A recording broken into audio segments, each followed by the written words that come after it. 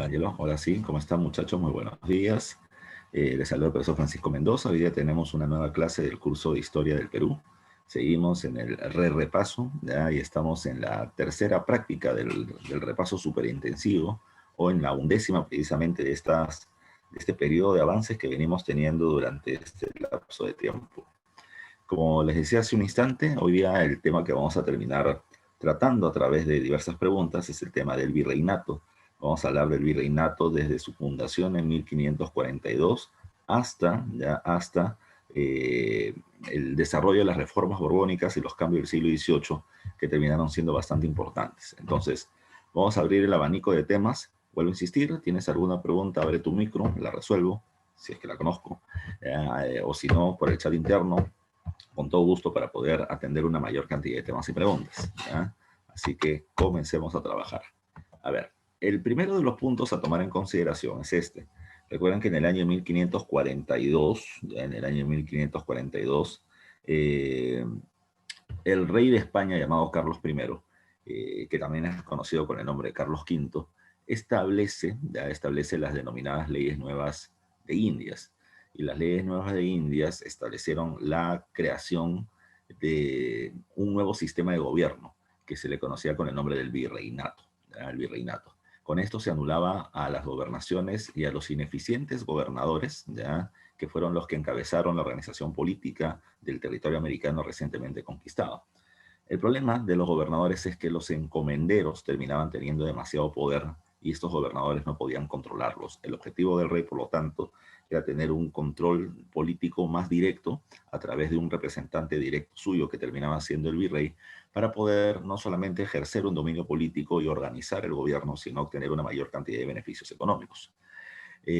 Recuerden que las leyes nuevas de Indias no solamente creaba dos virreinatos, solo dos virreinatos que van a haber en América entre el siglo XVI y XVII, Nueva España o México en el norte y el Perú en el sur, sino que además terminaba poniéndole fin al debate sobre si el indio tenía o no tenía alma. Se llega a la conclusión, respaldando la propuesta de Bartolomé de las Casas, que el indio es un ser con alma, es un ser humano, por lo tanto, pero se va a terminar agregando esto, que es un menor de edad. ¿Ya? Es un menor de edad porque es humano, pero es un cristiano nuevo. Entonces tiene que ser guiado por parte de los españoles, que son sus hermanos mayores, en el camino de la fe, ¿ya?, y el desarrollo espiritual. Una forma de poder justificar, ¿ya?, el dominio de los españoles sobre la población indígena. Otro aspecto que también se va a establecer es que el indio pasa a ser eh, súbdito del rey, y como súbdito del rey le tiene que pagar tributos a él, pero el rey también le ofrecerá protección judicial, por ejemplo, a través de la Real Audiencia. Con esto se terminaba poniendo fin a la medida por la cual los encomenderos terminaban teniendo el control hereditario y perpetuo de una encomienda, y estas pasaban a ser de una o dos vidas. ¿Cuál fue la consecuencia inmediata? Ya lo vimos la vez pasada: la rebelión de los grandes encomenderos, ya encabezados por parte de Gonzalo Pizarro, que al final van a terminar siendo derrotados y se afianza el dominio español. Recuerden que el primer virrey del Perú fue Blasco Núñez de Vela, pero no llegó a gobernar porque lo terminaron asesinando. Pero entre los primeros virreyes, el que va a terminar destacando tremendamente termina siendo el virrey Francisco de Toledo, al cual tenemos en la imagen en esta diapositiva. Él va a ser virrey entre 1569 y 1581 y es considerado como el personaje que organiza el sistema virreinal y cuyas propuestas van a terminar siendo fundamentales entre los siglos XVI y XVII. Todo lo que hizo Toledo, ya evidentemente con ajustes en el paso del tiempo, es la base de la organización social, económica y política del virreinato peruano, hasta que se aplican las reformas borbónicas, ¿ya?, que por eso termina siendo tan importante ese periodo. El virrey Toledo va a terminar siendo, o va a terminar llegando hacia el territorio peruano con una serie de objetivos que la corona le ha terminado pidiendo que cumpla. Uno de ellos, el primero de estos, terminaba siendo incrementar la producción minera en Potosí. La región de Potosí, en el Alto Perú, hoy Bolivia, ¿ya?, terminaba siendo explotada superficialmente. El denominado Cerro Rico venía teniendo mucha plata de buena calidad en la superficie del cerro, así que este era fácilmente extraído, ¿ya? Se le terminaba dando una pequeña elaboración y se venía teniendo plata de muy buena calidad, con lo cual España se hace muy rico, ¿ya?, muy rico. Pero el problema ahora es que la producción de Potosí ha comenzado a bajar en cantidad y calidad. En calidad, ¿por qué? Porque ahora terminaba saliendo mineral pateado, o sea, plata mezclada con cobre, con zinc, con estaño, etcétera, lo cual bajaba su calidad de nivel. Entonces, lo que se buscó por parte de la corona española, y Toledo lo va a intentar llevar a la práctica, es precisamente que Potosí incremente su productividad. ¿Qué es lo que él va a hacer? Bueno, para eso va a terminar tomando varias medidas. La primera de ellas ya era mejorar la calidad de la plata.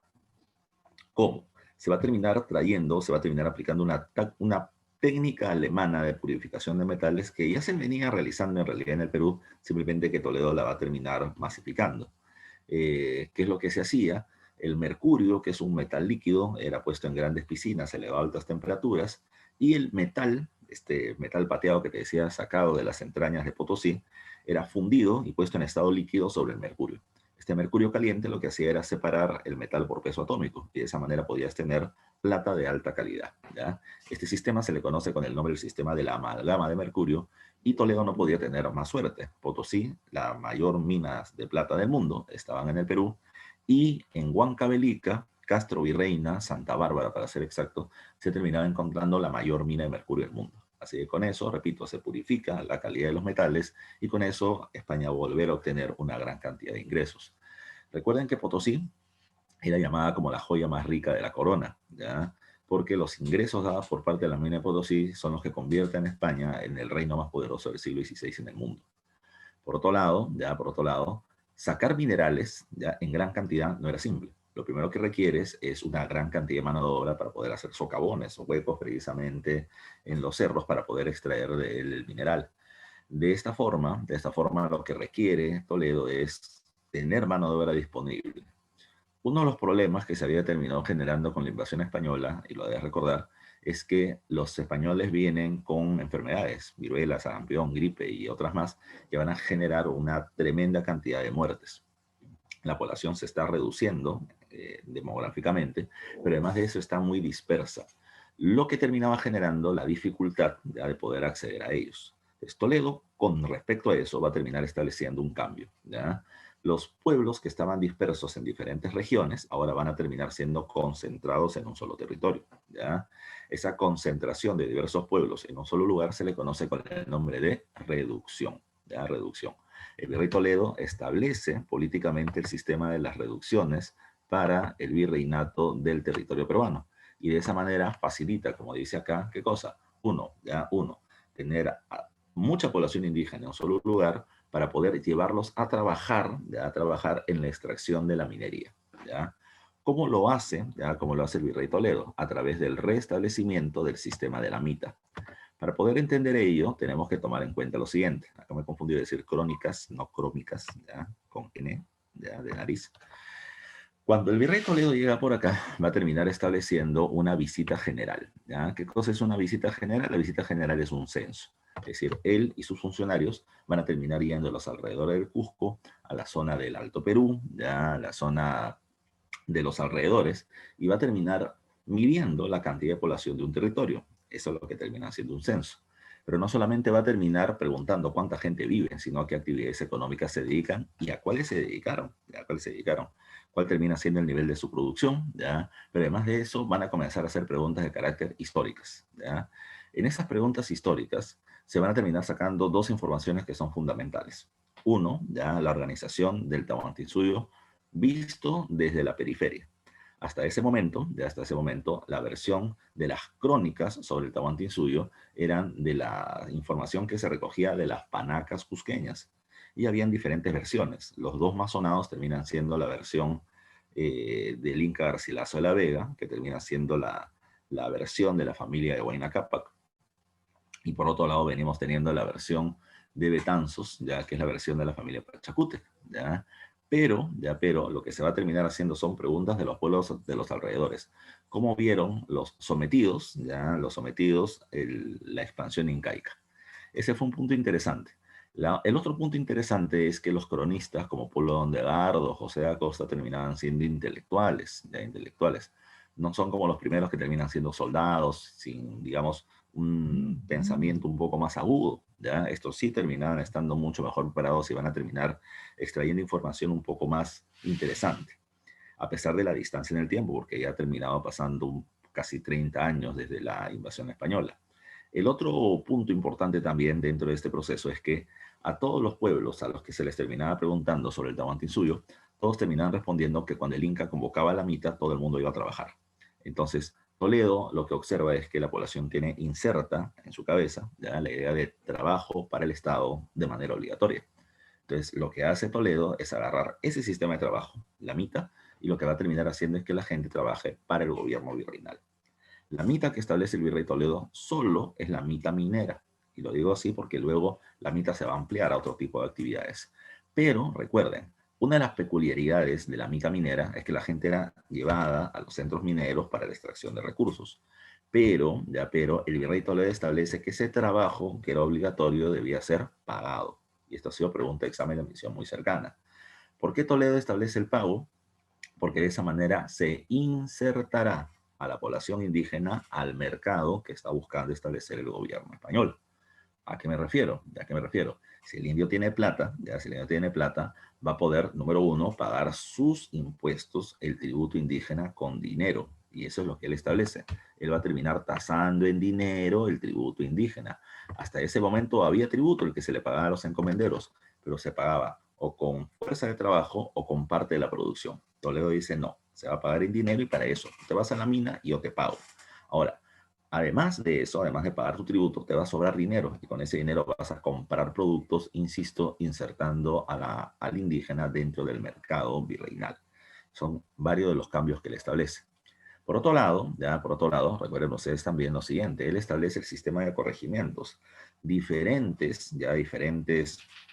reducciones de pueblos indígenas, sumados a una ciudad española, formaban una provincia o corregimiento dirigida por un corregidor, que más adelante lo vamos a terminar viendo. Otro de los puntos, ya que hace un rato les venía comentando, era el tema de las crónicas toledanas. Y entre las crónicas, aparte de ver el tema de la mita, había otro punto más. En Europa había un tremendo reclamo con respecto al sometimiento del Tahuantinsuyo. Pues de acuerdo a las leyes europeas, en guerra, el rey de un pueblo puede ser asesinado por parte de cualquier persona del bando contrario. Pero si este rey ha sido sometido, ha sido prisionero, solamente lo puede terminar matando su igual, otro rey. Se comenzó a criticar lo siguiente. Atahualpa, rey de los incas, terminó siendo asesinado por parte de Francisco Pizarro, gobernador. No tienen el mismo grado. Por lo tanto, la invasión de Tahuantinsuyo era ilegal. Lo que va a hacer Toledo, a través de los cronistas, es terminar llegando a esta conclusión. Quien fue proclamado inca en el Cusco terminó siendo Huáscar y su hermano termina siendo un golpista. Entonces, aquel que llega al gobierno por el uso de la fuerza y se mantiene por la misma, en términos europeos o conceptos de la época se le llama como tirano. Entonces, Atahualpa era un tirano, no era un rey, no era un rey. Por lo tanto, el asesinato hecho por parte de Pizarro no termina siendo ilegal. Al contrario, nuestra invasión termina siendo tan justa y tan legal que la familia del Inca perjudicado, que era Huáscar, estuvo del lado de los españoles. Eso sirve para justificar, para justificar la invasión hacia el Tahuantinsuyo. ¿Qué más hay que considerar? Durante el periodo del virrey Toledo, hay que tomar en cuenta que todas las personas somos, digamos así, fruto de nuestro contexto. Para ese entonces en España el gobernante era el rey Felipe II y Felipe II es el principal defensor de la Iglesia Católica en el proceso de la contrarreforma protestante, ¿ya? En la contrarreforma contra los protestantes. Entonces, así como en Europa se va a terminar estableciendo dentro de la contrarreforma el Tribunal del Santo Oficio de la Inquisición, acá también se va a terminar haciendo lo mismo por parte del virrey Toledo, ¿ya? Se establece en su periodo y el Tribunal del Santo Oficio, no se olviden, que ha sido pregunta además, termina caracterizándose por terminar realizando una persecución a los herejes. ¿Quién era un hereje? El hereje era aquel que se opone a la pureza de la doctrina de la fe católica. Entonces, se va a terminar persiguiendo a los judíos, ya llamados marranos, por ejemplo, a los musulmanes, o se va también comenzar a realizar una práctica de persecución a todos aquellos, insisto, que vayan contra la moral de la fe católica. ¿Qué cosa implicaba eso? Si tú venías teniendo una esposa o dos esposas, que se considera como bigamia, pecado al Tribunal del Santo Oficio. Si tú terminabas teniendo relaciones sexuales con alguien que fuera parte de tu familia, eso es incesto, pecado, juicio, ya, juicio. Si tú terminabas teniendo relaciones homosexuales, es sodomía, juicio, ya, juicio. Claro, si tú practicabas la brujería y demás, evidentemente también. ¿Ya? Si eras luterano, calvinista, también, ¿ya? También. Pero principalmente va a ser una persecución con los judíos. Una pregunta básica ahí es, profe, ¿y a los indígenas? A los indígenas no, ¿ya? A los indígenas no. Porque no te olvides un preconcepto, el indígena termina siendo un cristiano nuevo. Entonces, como recién viene conociendo la fe, puede terminar cometiendo algunos errores como parte de su inocencia. Entonces, con respecto a los indígenas, ellos estaban dirigidos por un cura, ya que dirigía la doctrina católica en su reducción, un cura doctrinero, y él era el que los iba a terminar guiando. Era una característica diferente, no te olvides. Entonces, esto es lo más trascendente del Virrey Toledo. Podríamos hablar, por ejemplo, también de la Casa de la Moneda, construida en Potosí y en Lima, o de los hospitales para indios en la zona de Potosí, ¿ya? Y un montón de cosas más. Pero esto termina siendo lo esencial. Ahora, dice, pregunta 1. La llegada, ya acá me comí un par de letras, la llegada de Francisco de Toledo en 1569 para ocupar el cargo de virrey marcó un antes y un después, ¿ya? Porque él es el que organiza el virreinato. Él tomaría una serie de medidas que sentarían las bases económicas del virreinato y entre esas medidas tenemos. Dice, A, reprimir el abuso contra los esclavos, no, no, no es parte de su política. Fundar colegios y universidades, tampoco, ya tampoco. Ya la primera universidad, no se olviden que se funda en San Marcos en 1551, mucho antes del Virrey Toledo. Organizar la mano de obra indígena, eso estaba mejor porque se requería eso a través de las reducciones para poder llevarlos a trabajar a la mina. Y aplicar las nuevas leyes de Indias ya se habían aplicado en 1542, aunque todavía no por completo, y tras la derrota de los encomenderos rebeldes, esto se va a aplicar. Así que la mejor clave termina siendo la C de Cecilia. Nos vamos a la siguiente diapositiva. Dice, nombrado quinto virrey del Perú el 30 de noviembre de 1578, Toledo es uno de los principales virreyes, a causa de la profunda reforma administrativa que realizó dicho virreinato luego de su visita general. Y se señala a continuación las reformas o medidas que se realizaron durante el gobierno del virrey Toledo. Lo acabamos de ver, así que no es tan complicado. Uno, impuso las leyes nuevas de Indias en todo el virreinato, no porque estas ya venían desde atrás. La primera termina siendo falsa como tu ex. ¿Ya? ¿Qué más? ¿Ya? ¿Qué más? Si la 1 es falsa, entonces ya podemos llegar a la conclusión que la A y la B no tienen nada que ver. Dice 2, establece el Tribunal del Santo Oficio de la Inquisición en Lima. Eso sí termina siendo correcto. Si tú ves las alternativas C y D, ya 2 y la 3 también tienen que ser correcto. Dice, organización de la mitad, solo en la minería, incrementando la producción. Correcto, ya, correcto. Ahora, de esto, ya la siguiente define la clave. 4, legalización del reparto de mercancías entre los indígenas. No. ¿Qué cosa es el reparto? Te lo voy adelantando. Ya recuerden que los funcionarios que dirigen varias reducciones y una ciudad es el corregidor. El corregidor, entre sus funciones, estaba ser juez en primera instancia, organizar la mita, ya el trabajo de los indígenas para el Estado. Tercero, recaudar el tributo indígena. Y cuarto, aunque no era una función, hacía esto llamado con el nombre de los repartos, que era venderle a los indígenas productos que no terminaban siéndoles tan útiles, pero que la población estaba obligada a comprar si es que quería caerle bien al corregidor y no quería ser mandado a trabajar a la mina, por ejemplo. ¿Ya? Entonces, esta práctica no era legal. ¿Ya? Cuando te digo que no era legal es porque no era reconocida por parte del gobierno, porque todo el mundo sabía que lo hacía el corregidor. ¿Qué es lo que pasó en el siglo XVIII con las reformas borbónicas? ¿Ya? Uno de los principios es que todo aquel que gane dinero por comercio tiene que terminar pagando impuestos. El corregidor vendía productos, si está ganando plata tiene que pagar tributos. Por eso es que el reparto se legaliza. Como se legaliza, el gobierno lo reconoce y te cobra tributos. El único problema que sucedió, recuerden, es que producto de esto, a los indígenas se les va a terminar imponiendo más productos, y al imponérseles más productos y afectando evidentemente su economía, esto va a ser uno de los motivos de las múltiples rebeliones que se van a producir en ese periodo. Entonces, la cuarta termina siendo falsa. Si la cuarta es falsa, entonces también debería eliminarse la clave C, y la clave debe ser la D. Pero dice, establecimiento efectivo de las reducciones o pueblos indígenas. Verdadero, ¿ya? Esto ya se va a terminar estableciendo con el virrey Toledo, y por lo tanto la clave termina siendo la D de dedo, que supongo que es lo que la mayoría que ha terminado poniendo sus claves la ha dado muy bien con todos. ¿Ya? Muy bien. Entonces, ahora nos salimos de este tema, ¿ya? Y nos vamos al otro punto, que es la organización económica. Con respecto al virreinato, ¿ya? Lo que han preguntado más para el virreinato del siglo XVI y XVII es esto, ¿ya? El tema de la economía. ¿ya? Al igual que para las reformas borbónicas, ¿ah? Entonces, cuando hablamos de, ¿ya? Cuando hablamos de este proceso, ¿qué debemos tomar en consideración? ¿Ya? ¿Qué debemos tomar en consideración? A ver, comencemos, ya comencemos. Dice, primero, cuando hablamos del virreinato, uno de los puntos esenciales que tenemos que ver es el tema de la principal actividad económica. Comencemos por ahí. La principal actividad económica del virreinato peruano, impulsada por parte del gobierno español, termina siendo la minería. ¿Ya? Termina siendo la minería. ¿Por qué la corona española promueve tanto la minería? Por una cuestión simple.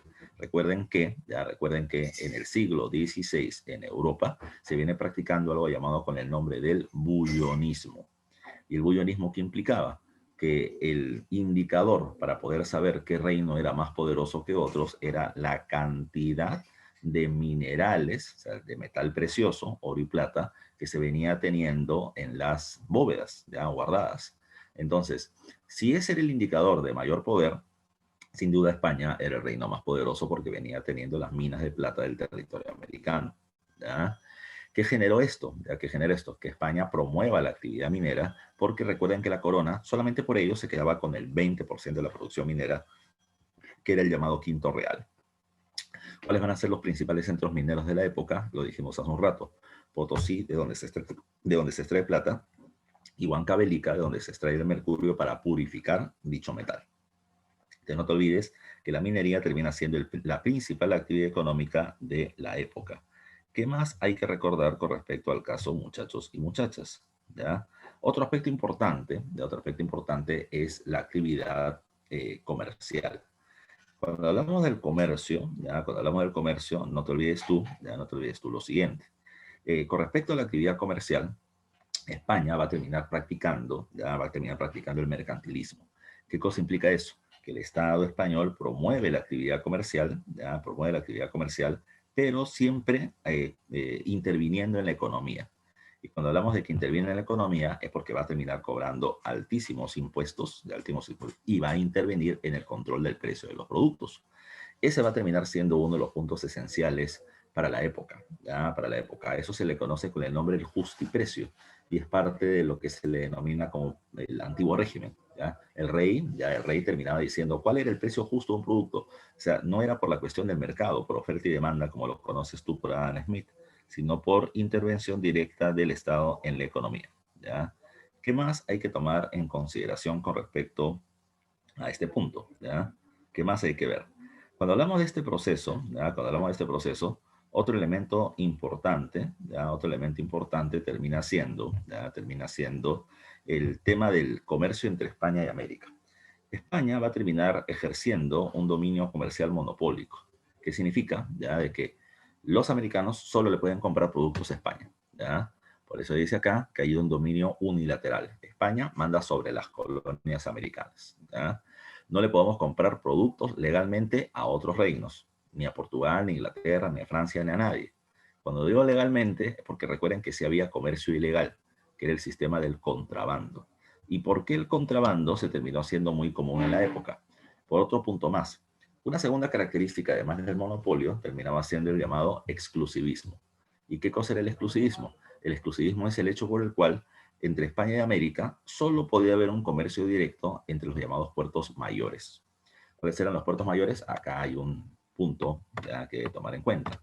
Cádiz todavía es en el siglo XVIII. Acá el puerto más importante de España termina siendo el puerto de Sevilla. ¿Ya? No se olviden de eso ustedes. Sevilla. Entonces, si tú eras un comerciante español y quieres vender productos en América, obligatoriamente todos tenían que pasar por el puerto de Sevilla. En Sevilla, tú terminabas registrando tus productos, registrabas la tripulación, pagabas los impuestos con respecto a las mercancías y terminabas llegando a América. Cuando venías a América, las embarcaciones, un grupo de ellos se iban al Virreinato de Nueva España o México, al puerto de Veracruz, ¿ya? Y otros iban al Virreinato del Perú, al puerto del Callao. Recuerden ustedes además, que en el caso del Callao, lo que tú terminabas encontrando era el llamado Tribunal del Consulado, ¿ya? Para el caso nuestro, el Tribunal del Consulado de Lima. Y el Tribunal del Consulado de Lima, ¿qué es lo que hacía? Dos cosas. Primero, registraba que la cantidad de productos salida de España, ya desde Sevilla, sea la misma que llega al puerto del Callao. Si de allá salieron 100 toneladas de productos, acá tienen que llegar 100 toneladas. No puede llegar más, si no sería contrabando y se tienen que confiscar. Y lo segundo es que ellos, además de regular el tráfico, controlaban el comercio al interior del virreinato. Todo el virreinato del Perú, que iba desde Panamá hasta Chile, toda América del Sur, menos Brasil y Venezuela, ya terminaban recibiendo productos que terminaba entregando el Tribunal del Consulado. De manera que el Perú terminaba siendo el centro del poder político y el centro del poder comercial para toda América del Sur. Ya, no se olviden ahora.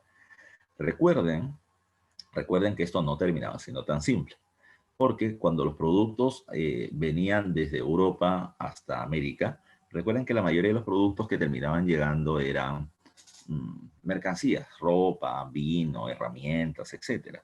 Pero cuando los productos iban desde América hacia Europa o hacia España, lo que principalmente llegaba terminaban siendo minerales, como la plata. Así que en el camino habían un montón de ladrones. ¿Ya? Los ladrones en el mar eran o piratas o corsarios, no se olviden. Recuerden que los dos son ladrones del mar con la diferencia que lo que el pirata roba se lo reparten entre ellos y lo que roban los corsarios lo reparten a mitad con una corona, con un reino que los viene ayudando. El reino que principalmente promueve el corsariaje, no se olviden que es Inglaterra. Ahora, ¿qué tipo de ayuda le termina dando la corona, ya la corona a los corsarios? Lo que va a terminar dándole son dos cosas. Apoyo militar. Los piratas o corsarios terminaban recibiendo el apoyo de uno o más barcos de guerra de la corona que los respalda para facilitar sus acciones. Y segundo, si es que son perseguidos, ellos pueden refugiarse al interior de ese reino para poder evitar ser sometidos o capturados. Pues todo eso era parte del sistema de robos. Para eso, pregunta de examen de admisión, la corona española va a responder con el sistema de navegación en conserva o sistema de galeones o flotas y galeones. Como en el sistema de flota, recuerden que la flota era el conjunto de embarcaciones comerciales y los galeones terminaban siendo los barcos militares que los terminaban cuidando, ¿ya? Cuidando. Eso es lo que se estableció para intentar evitar o para reducir los robos existentes. ¿Ya? No se olviden ustedes. Claro, existió una fuerza naval especial llamada con el nombre de la Armada del Mar del Sur. ¿Ya? Recuerden que el Mar del Sur era el Océano Pacífico actualmente. Y así como te robaban en el Atlántico, te podían robar en el Pacífico también. Pues para eso se crea desde el Virreinato peruano la Armada del Mar del Sur para proteger la llegada de productos desde Panamá hacia el Callao o viceversa, del Callao a Panamá para que luego se vayan por el Atlántico. Ese era parte del sistema de protección que se intenta realizar durante el periodo virreinal, ¿ya? Durante el periodo virreinal. ¿Qué más hay que tomar en cuenta con respecto al tema? Así como está el tema del monopolio, el exclusivismo, la piratería y el corsariaje, el contrabando que te venía diciendo. Con respecto al contrabando, recuerden que, ¿ya? ¿Por qué productos de contrabando? Primero porque el producto que termina pagando impuestos ya se va a terminar encareciendo precisamente por ello. Recuerden que el contrabando es la venta de productos que no han sido registrados y por lo tanto no están tributando. Segundo punto, recuerden que ya un producto que no paga, ya que no paga impuestos, evidentemente va a ser más barato y el comprador se va a ver más beneficiado, pero el gobierno se ve perjudicado con ello. El otro aspecto es que el comercio exclusivista que venía desarrollando España terminaba teniendo sus complicaciones muy arduas. Para que un producto llegue a Argentina, ya por citar un ejemplo, no es que desde España tú viajabas directamente a Argentina por el Atlántico, lo cual hubiese sido muy rápido, ¿ya? Sino que tenías que esperar que el producto llegue a Panamá, de Panamá hacia el Pacífico, del Pacífico al Callao y del Tribunal del Consulado de Lima hasta Argentina. Entonces, este viaje tan largo terminaba demorando la llegada de productos, haciéndolos muy costosos, y por eso mismo es que los argentinos y varias otras regiones preferían productos de contrabando. Los mayores contrabandistas eran los propios españoles, que registraban, digamos, 100 botellas de vino, pero al final terminaban trayendo 300, ya 300. De tal forma que se busca controlar, ya, se busca controlar este proceso a través de el Tribunal del Consulado, por ejemplo. Pero aún así, el Tribunal del Consulado lo manejan los criollos y muchos de estos criollos terminan siendo contrabandistas o terminan permitiendo que pasen los productos de contrabando previa coima o los confiscan y luego lo venden ellos. Y así se fueron haciendo muy ricos para luego comprar títulos de nobleza y cargos de gobierno. Por otro lado tenemos el caso de la actividad agropecuaria. Recuerden que agropecuario significa actividad agrícola y ganadera. Las tierras van a comenzar a ser entregadas en propiedad. Y digo comenzadas a ser entregadas en propiedad, ¿por qué? Porque recuerden que con los primeros conquistadores no se hizo eso, ya no se hizo eso. Recuerden que se le terminó dando a los primeros invasores el tema de las encomiendas, que era, digamos así, la protección del pueblo indígena a cambio de que esos terminen pagando un tributo. Su beneficio era el tributo. Pero cuando se comienza a crear el virreinato y se necesita funcionarios con experiencia para que dirigen el gobierno, se le va a comenzar a plantear a los españoles, a los funcionarios españoles que vengan a América dándoles una serie de beneficios. Buenos salarios, un mejor título de nobleza, pero sobre todo una gran cantidad de tierras en propiedad. Cuando el rey entregaba tierras, ya se le terminaba dando a través de un título llamado Merced Real, ya, por si acaso. El rey te da un título de propiedad sobre la tierra a través de un título llamado con el nombre de Merced Real. Ahora, habían españoles que eran dueños de tierras sin tener una merced, ¿ya? ¿Qué pasaba? Como el número de españoles era reducido, un grupo de españoles que no se le había dado tierra, simplemente quisieron, fueron a un lugar alejado donde vivía población indígena y dijeron, esa tierra es mía, ¿ya? Ellos organizaban a la población, los llevaban a mitar, ya a las minas, ya terminaban cobrando impuestos en favor del gobierno, y el gobierno no les hacía bulla porque son parte del dominio español. Pero cuando comienzan a venir las visitas o los censos, como la visita general de Toledo, se dan cuenta de algo. Hay muchos españoles que se han apropiado de tierras, pero que no vienen teniendo el título. De esta manera, se les va a terminar cobrando un tributo llamado con el nombre de la composición. La composición. La composición terminaba siendo una suerte de multa, ¿ya? Por tener una porción de tierras, pero no tener un título. Entonces, cuando tú pagabas tu composición, se te daba el título de propiedad.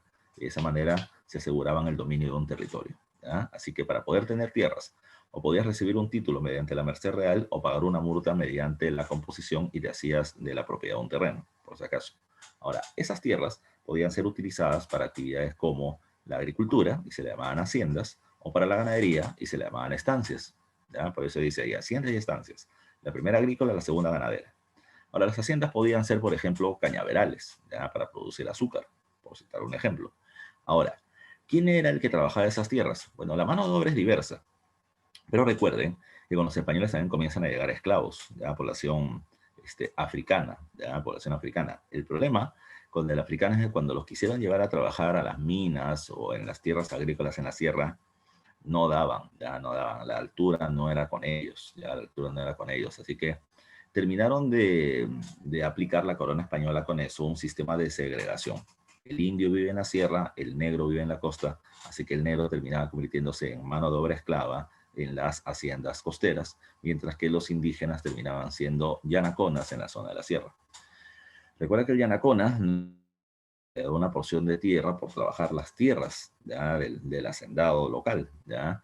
Profesor, entonces, ¿cómo pagar el tributo indígena si no se le paga un salario? Ah, fácil. Recuerden que ellos van a la mitad de todas maneras, ¿ya? Pero además de eso, ellos cultivan sus tierras y esas tierras pueden servir para el autoconsumo o para vender sus productos y obtener dinero y pagar el impuesto. Entonces, hay diferentes formas de explotación. El obraje, recuerden que son los centros de producción textil que cubría la demanda interna. O sea, uno de los grandes negocios que España pensó apenas llegó al territorio americano fue la ropa. Hay un montón de gente que se tiene que vestir. Esa era la lógica que venía teniendo el gobierno español. Pero España no venía teniendo la capacidad productiva para poder sostener la cantidad de ropa que la gente requería. Por eso mismo es que se estableció el sistema de los obrajes para que América Latina produzca la ropa que el mercado requiere. No se olviden ustedes. Entonces, tomando en cuenta estos datos de la organización económica, vamos a ver algunas preguntas ligadas a este proceso. Dice, impuestos. No te hablo de impuestos, pero lo podemos terminar trabajando acá. Dice, sobre los impuestos de la época colonial, ya se puede afirmar lo siguiente. Uno, estaban exonerados de pagar alcabala los indios ya, y los productos de la tierra. Te explico qué es eso. La alcabala, recuerden que termina siendo semejante al IGB, el IGV, ya, de la actualidad. Recuerden que el IGB termina siendo el impuesto por el comercio dentro del territorio peruano, y lo mismo terminaba siendo la alcabala, es el impuesto por tener comercio, ya, de bienes y servicios dentro del virreinato peruano. Ahora, el indio, ya el indio, el indígena, no paga alcabala. ¿Por qué? Porque era una forma de compensación. Así como el indio paga tributo indígena, ya tributo indígena, el indio no va a terminar pagando alcabala. Ya era una forma de compensarlo, era una forma de compensarlo.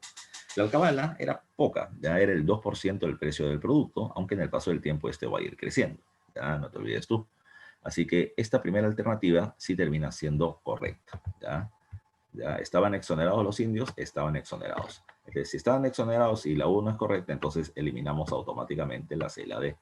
¿Ya? Dos, los tributos e impuestos eran recolectados por el Tribunal del Consulado.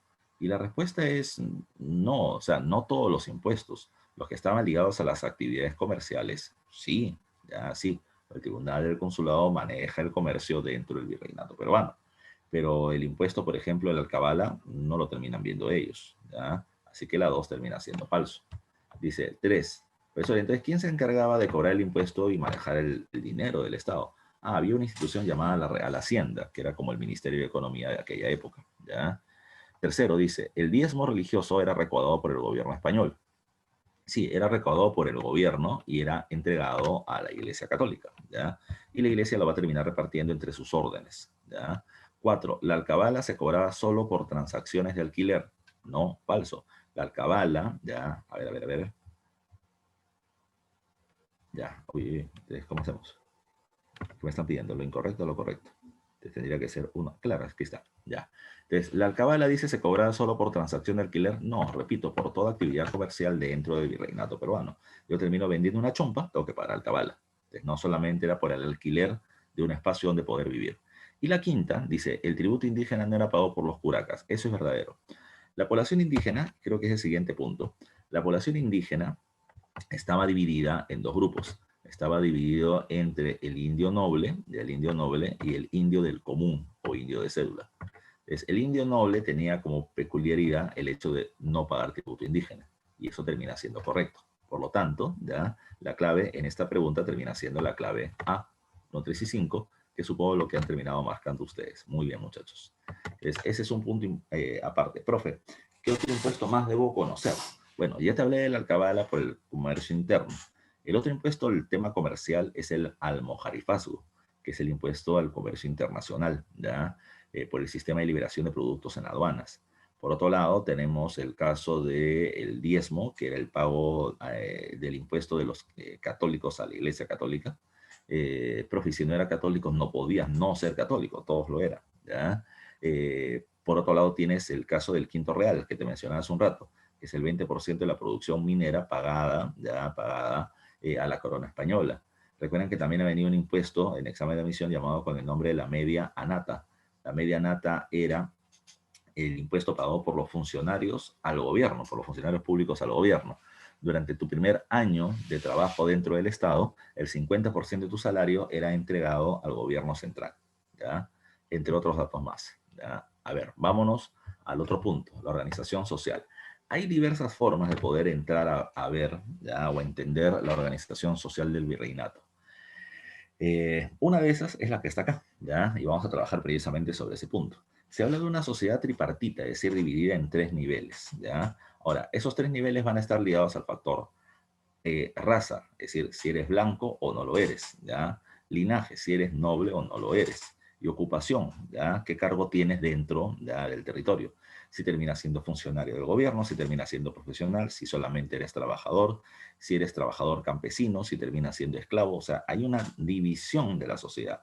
Hay un sistema de encajonamiento, ¿ya? ¿Qué cosa haces? ¿Quién eres? ¿De dónde vienes? ¿Qué familia tienes para poder ubicarte dentro de la organización social virreinal? Uno de los puntos importantes de este sistema es que la organización social es racista.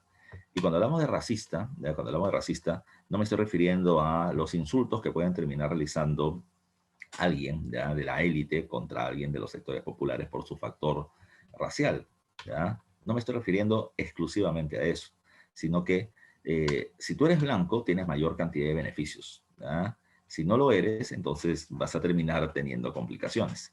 Entonces, el indio, profesor, con respecto al indio, el indio era humano, ya te había dicho, después de un debate tremendo se da la conclusión que el indio tiene alma y es un humano como el español. Pero la diferencia es que era un menor de edad. Así que como el indio tenía que estar guiado por parte del español, el español manda y el indio cumple. ¿Ya? El indio podía gobernar sobre otros indios, pero no sobre un blanco porque él termina siendo el hermano mayor. ¿Ya? Entonces ahí hay una condición de racismo. Y con respecto al esclavo, más todavía.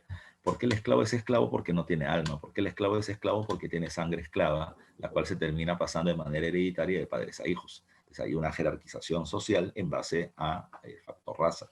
Con respecto al linaje, si eres noble o no eres noble. Profesor, habían nobles, por supuesto, habían tres tipos de nobles. Tienes el noble peninsular, es decir, el que viene con título de nobleza desde España. Está el noble indiano o el noble criollo. Recuerden que el criollo es el descendiente de españoles, pero nacido en América. ¿Ya? Y varios de ellos tienen título de nobleza o lo adquieren, ya lo adquieren, o lo compran, ya lo compran por parte del gobierno español. Entonces ellos terminan siendo la nobleza de segundo orden. Y por otro lado tienes a la nobleza indígena, que terminan siendo los curacas o caciques, ¿ya? O caciques. Entonces, entre ellos también había jerarquía. La nobleza peninsular ya era la de mayor rango y ellos ocupaban todos los cargos de gobierno, siendo para ellos exclusivamente el cargo de virrey, ya el cargo de virrey.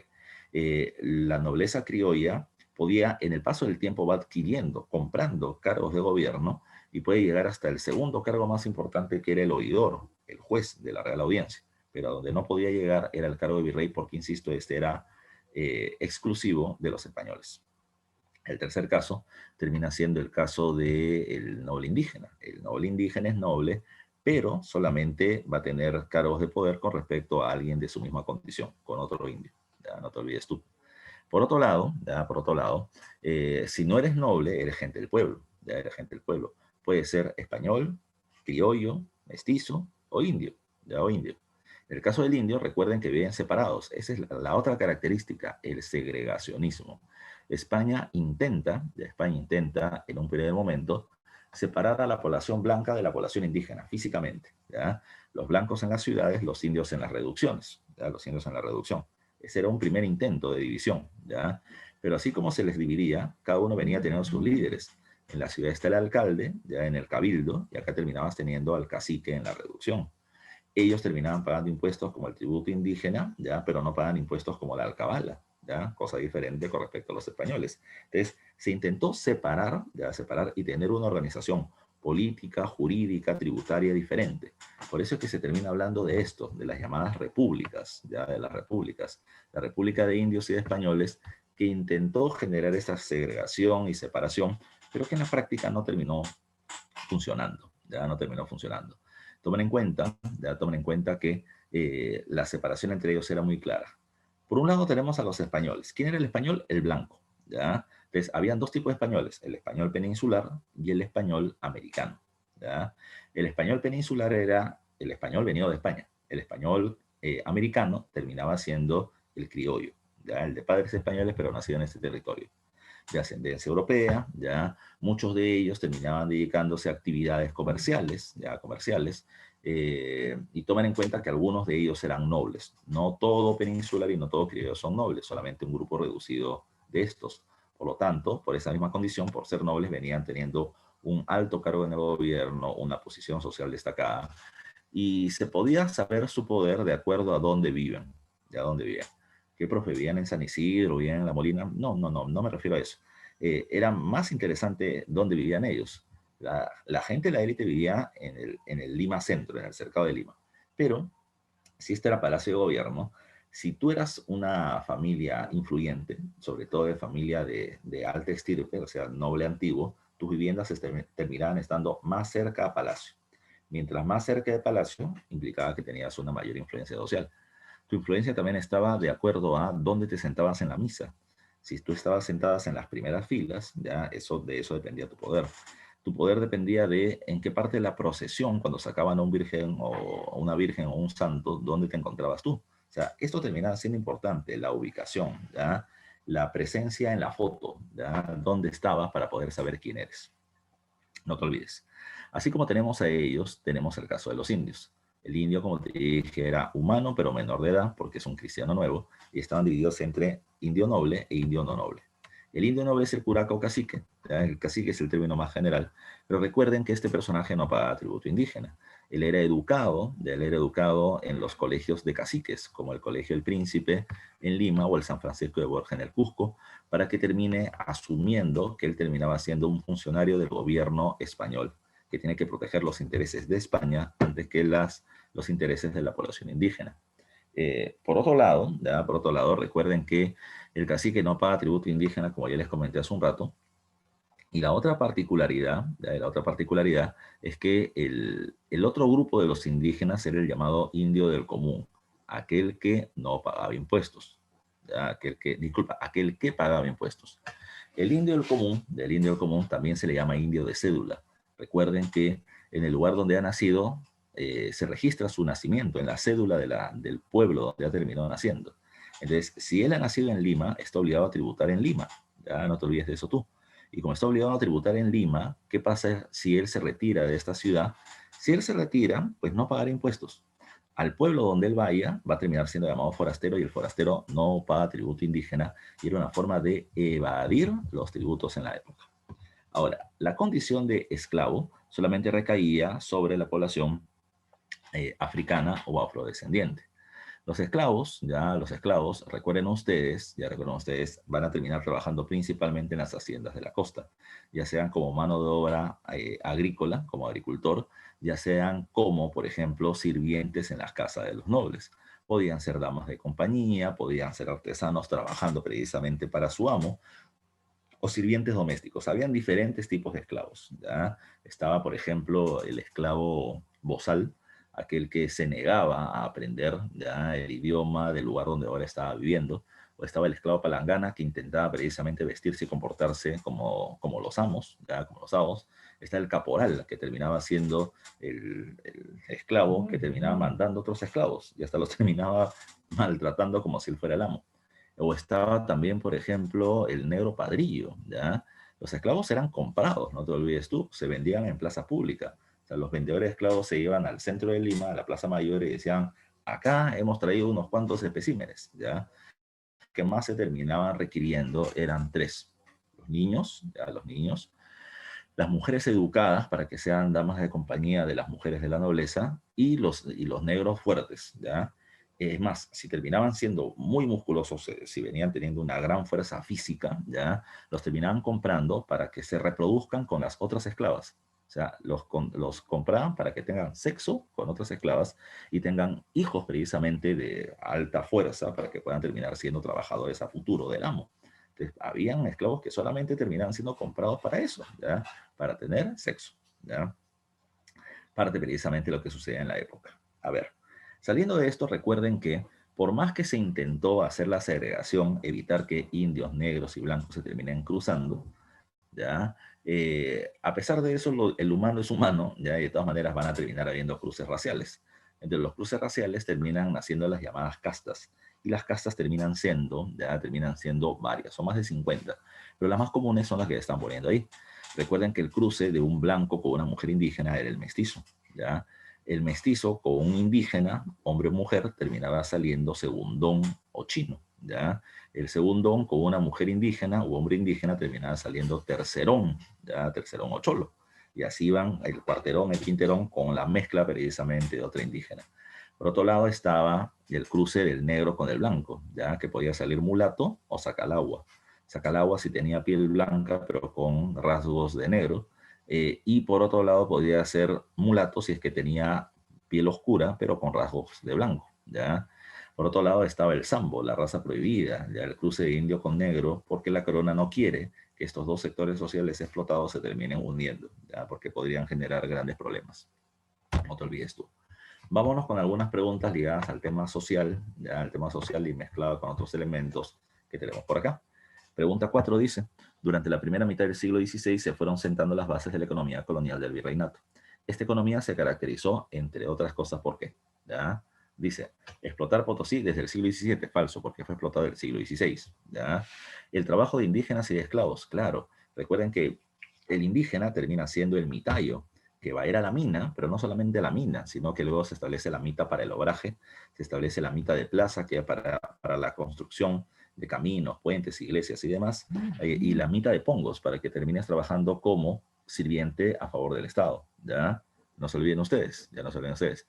Entonces, el indio terminaba siendo fundamental. Él pagaba el tributo indígena, ya él pagaba el tributo indígena, terminaba siendo fuerza de trabajo importante para el Estado, así que sobre los hombros de los indígenas y los esclavos es que va a terminar recayendo la producción del virreinato. Y eso es correcto. A veces sí puede ser una clave. Dice C, producir los obrajes, ¿ya? De trigo y cebada. En los obrajes, trigo y cebada. No, en los obrajes se produce ropa. Dice, carecer de mercado y moneda, ¿ya? Y no, recuerden, al principio la población indígena que no conocía la moneda estaba reticente, pero el virrey Toledo los obliga con el sistema de la mita, no se olviden, ¿ah? Tú tienes que ahora trabajas, te pago un dinero y tú con eso pagas ya un tributo. Así que no carecían de moneda y ya habían sido insertados al mercado. Así que la clave en esta pregunta 4, ¿cuál termina siendo? Termina siendo la B de besito. Pregunta número 5, la élite indígena en la época colonial fue muy importante en los siglos XVI y XVII para el sistema político del virreinato. ¿Ya? La élite indígena, no se olviden, ¿no? El cacique, el curaca.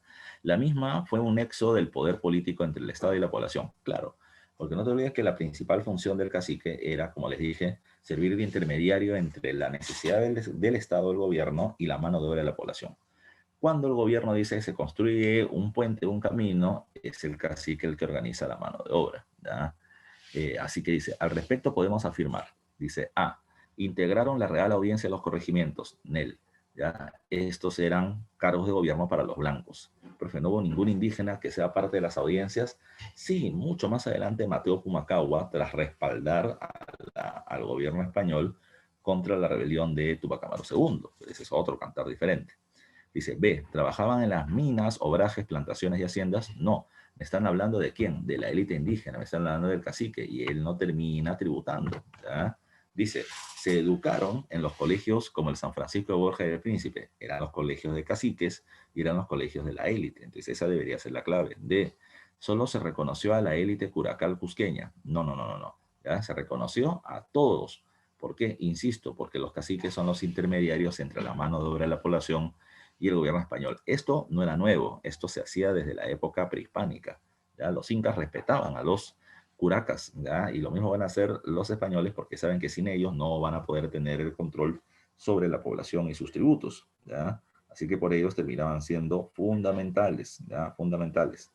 ¿Qué más hay que tomar en cuenta con respecto al caso? ¿Ya? ¿Qué más hay que tomar en cuenta con respecto al caso? Tomen en consideración, muchachos y muchachas, que la clave, por lo tanto, ¿ya? En esta pregunta número 5, es la C de casa, ¿ya? Que supongo que es lo que la mayoría ha respondido. No es la B de besito, sino termina siendo la C de casa, ¿ok? Pregunta 6. La esclavitud, ¿ya? Estamos hablando de la población negra, ¿ya? En la época colonial fue una realidad, bueno, existió, ¿ya? Miles de personas provenientes del África llegaron al Perú en esa condición. Al respecto es correcto afirmar. ¿Ya? ¿Qué podemos confirmar con respecto a la población esclava? Dice, la mayor parte de la población esclava se ubicó en Lima. En realidad no, ya los principalmente van a terminar estando entre Ica, en la plantación de algodón, y el norte, en la plantación de azúcar. Entonces, en Lima hay esclavos sí, pero no en gran cantidad. ¿Ya? También se formaron parte de los esclavos, también formaron parte de los esclavos los llamados culís. Y no, recuerden que los culís terminan siendo la mano de obra barata china o de procedencia asiática que va a llegar en el siglo XIX con la prosperidad falaz. Entonces la B no debería ser. C, la ruta del tráfico negrero incluía Cartagena. Sí, por lo general, ya por lo general terminaba trayéndose a los esclavos de la región de Guinea, en el África, ya, de un pueblo llamado como la etnia de los Mandinkas. De los Mandinkas llegaban hasta Cartagena, de Indias, en la zona entre Colombia y Panamá, luego cruzaban al Pacífico y luego terminaban llegando al Perú. ¿Ya? Entonces sí era parte de ese tráfico negrero. Los esclavos solo trabajaron en plantaciones costeras, ¿ya? Bueno, trabajaron en las plantaciones, ya trabajaron en las plantaciones, pero no solamente para el tema agrícola, ¿no? Sino que también trabajaban como mano de obra esclava. Esta alternativa D es un poco complicada. Yo te diría que sería mejor eliminar el solo, ¿ya? El solo, ¿ya? Porque solo podría implicar únicamente, ¿ya? Si eliminamos el solo, ¿ya? Si eliminamos el solo, la mejor clave sin duda termina siendo la B de bandera, porque no tiene nada que ver el negro esclavo con los culís, ¿ya? Pero no se olviden, ¿ya? Ellos trabajan en las plantaciones en la costa, pero también trabajan en las zonas urbanas, ¿ya? Hay mujeres en la ciudad de Lima, de la élite de la nobleza, que van a terminar teniendo, ¿ya?, esclavas negras, y que las terminan vistiendo como ellas, ¿eh? ¿Ya? La pregunta es ¿por qué? ¿Ya? Porque el amo o la ama teniendo una esclava negra que se vista como ella. Era una forma de decir, yo tengo plata para poder mantener una esclava, ¿ya? Y la voy a vestir como ella, pero ella no es como yo, ¿ya? Yo soy blanco y ella negra, ¿ya? Entonces, es una forma de terminar realzando, entre comillas, ya la belleza o el mayor poder de una sobre otra. Aunque el tema de los esclavos es un tema súper complejo, muy bacán, ya, muy bacán. Dice, profe, dice que es correcto, la B está mal, ya, la B está mal porque, lo correcto, discúlpame. Ta, ta, ta, ta, ta, ta, ta, ta, ta, ta.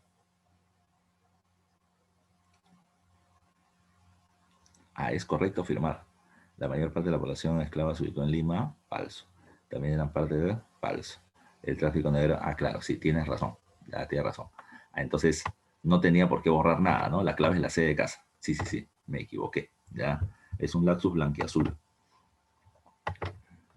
Me equivoqué. Entonces borramos el solo, ya, y con eso tenemos que la clave es la C de casa. A ver, muchachos, sigamos entonces, ya, sigamos, un pequeño lapsus. Vámonos a la pregunta número 7, ¿ya? Y con eso seguramente otro nuevo tema. El otro tema termina siendo el tema de la organización política, ¿ya? El sistema de gobierno en la época virreinal. A ver, cuando hablamos de la organización política, recordemos algunos aspectos. Recuerden ya que el virreinato peruano es parte de los dominios del Imperio Español. Por lo tanto, las medidas dictadas en España se tienen que cumplir dentro del territorio peruano. Cuando hablamos de eso, hay que recordar lo siguiente entonces, ya lo siguiente. Número uno, recuerden ustedes, muchachos y muchachas, que la máxima autoridad del gobierno termina siendo el rey. Y el rey ya es el que designa al virrey, ya que va a terminar gobernando el virreinato. El rey además va a terminar estableciendo leyes que deben cumplirse, conocidas con el nombre de Real Cédula. Ya, Real Cédula. Ahora, los reyes, recuerden que fueron de dos dinastías. Entre el siglo XVI y XVII van a ser de la dinastía Habsburgo, y entre el siglo XVIII y inicio del siglo XIX, hasta que se logra la independencia, de la dinastía de la familia Borbón. ¿Ya? No te olvides tú. ¿Qué más hay que tomar en cuenta? Recuerden que los reyes, y esto comenzó con el rey Carlos I o Carlos V, tenía el inconveniente de que él tenía 7 coronas sobre su cabeza, 7 reinos que administrar. Entonces, como esto le era humanamente imposible, lo que él terminó haciendo fue agarrar sus reinos y terminar dividiéndolos, ya, para que sean administrados por parte de consejeros. Este grupo se le conoce con el nombre de el Consejo, y para el caso de América está el llamado Consejo de Indias. El Consejo de Indias termina siendo la institución que termina administrando política y jurídicamente el territorio americano. Ellos establecen las leyes para América, llamadas con el nombre de las leyes de Indias. Ellos, además de eso, proponen al rey quién podría ser el nuevo virrey. Eso se llama la terna virreinal. O sea, ellos establecían 6 candidatos y sugerían al rey cuál de ellos era la persona adecuada para poder ser virrey del Perú. Por lo general, y esto era un dato que te puedo dar, por lo general los virreyes del Perú ya habían tenido experiencias como virreyes en México. Es, digamos, el máximo nivel político al que podía llegar un funcionario del gobierno, sin poder ser rey, era llegar a ser virrey del Perú. ¿Ya? Virrey del Perú. ¿Ya? Por otro lado, recuerden ustedes que los virreyes, ya que estamos hablando de ellos, los virreyes, mientras que estaban ejerciendo función de su cargo, ¿ya?, ellos podían ser denunciados por cualquier cosa, ¿ya?, pero no se les podía abrir juicio o ser procesados sino hasta culminado su periodo de gobierno. Cuando culminaban, ellos pasaban a algo llamado con el nombre del juicio de residencia, que se hacía en el Consejo de Indias, que estaba en España. Por otro lado, recuerden que acá en América está el virreinato. Y el virreinato es la jurisdicción donde gobernaba un virrey. Recuerden, virreinatos habían solamente dos: virreinato de Nueva España o México y el virreinato del territorio peruano. El virrey era la representación del poder monárquico, ¿ya? Recuerden que la palabra virrey viene de la palabra vicerrey, ¿ya? Vicerrey es el segundo, ¿ya?, ante la ausencia del monarca. Él terminaba teniendo el cargo de gobernador, que era jefe político, el cargo de capitán general, jefe militar, y el cargo de presidente de la Real Audiencia, aunque ese cargo, recuerden, es un cargo nominal, ¿ya? La mayoría de los virreyes terminaban siendo representantes de familias nobles con las que el rey quería tener una buena relación política, ¿ya? Pero no terminaban siendo instruidos en temas académicos, es decir, muchos de ellos solamente eran nobles de capa y espada, pero que no venían teniendo, por ejemplo, un título de abogado, jurisprudencia. Entonces, en muchos casos, cuando ellos intervenían al principio en la Real Audiencia, daban su opinión y su opinión terminaba demorando los procesos judiciales, ¿ya? Por eso es que se terminó pidiendo al Consejo de Indias que el virrey pueda sentarse y escuchar los juicios, pero que no tenga ni voz ni voto. Por eso te decía, él tiene el título de presidente de la Real Audiencia, pero no lo aplica. Por eso es nominal, solamente de nombre. Por otro lado están las audiencias. Las audiencias terminan siendo tribunales de justicia y los que dirigen esto terminan siendo los jueces u oidores. Audiencias hay de dos tipos, ¿ya? Están las audiencias regionales o pretoriales, ¿ya? Recuerden que una audiencia regional o pretorial era, por ejemplo, la audiencia de Panamá, la audiencia de Caracas, de Santa Fe, Bogotá, de Quito, ya de Quito, de Charcas, en Bolivia, de Santiago y del Río de la Plata, ¿ya? Por encima de ellas, ya por encima de ellas, en una instancia superior, se termina encontrando la Real Audiencia de Lima.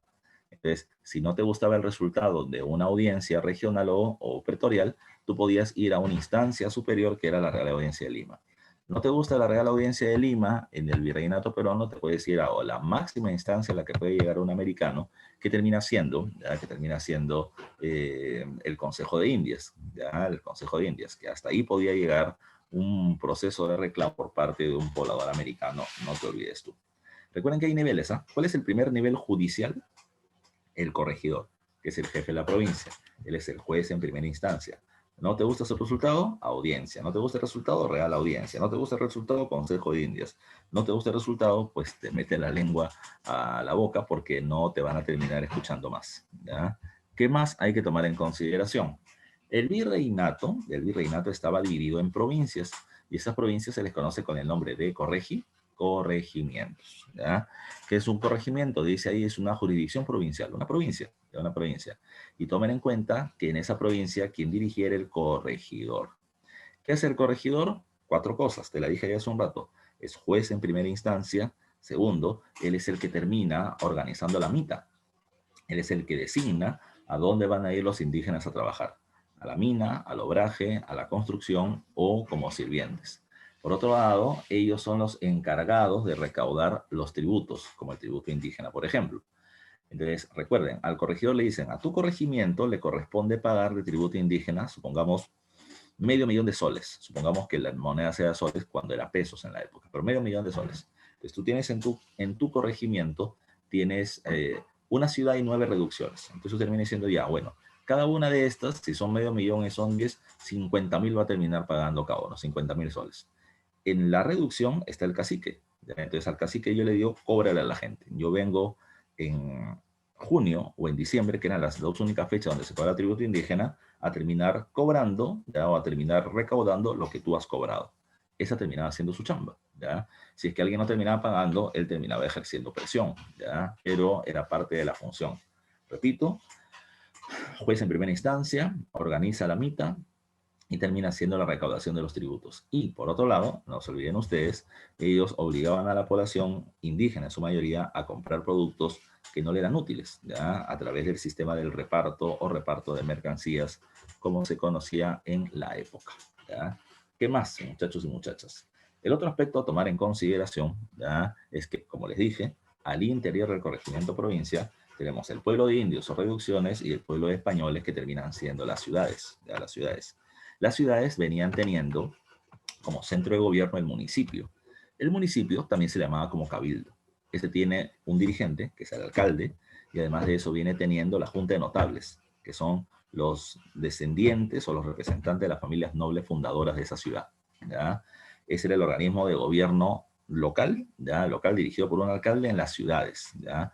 Y dice ahí, para ser muy preciso, los cabildos ya existían en las ciudades de españoles Y a finales del siglo XVIII hubo un intento de organizar a los pueblos indígenas bajo la misma lógica, ¿ya? De cabildos o municipios, pero no funcionó, ¿ya? En realidad no se terminó aplicando, ¿ya?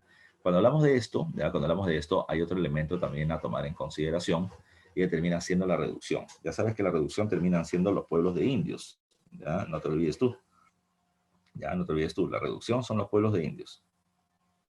Y recuerden que en la reducción, ¿quién era el que terminaba teniendo el mando? Lo venía teniendo él. ¿Quién lo tenía? Lo tenía el cacique, no te olvides tú, ¿ya?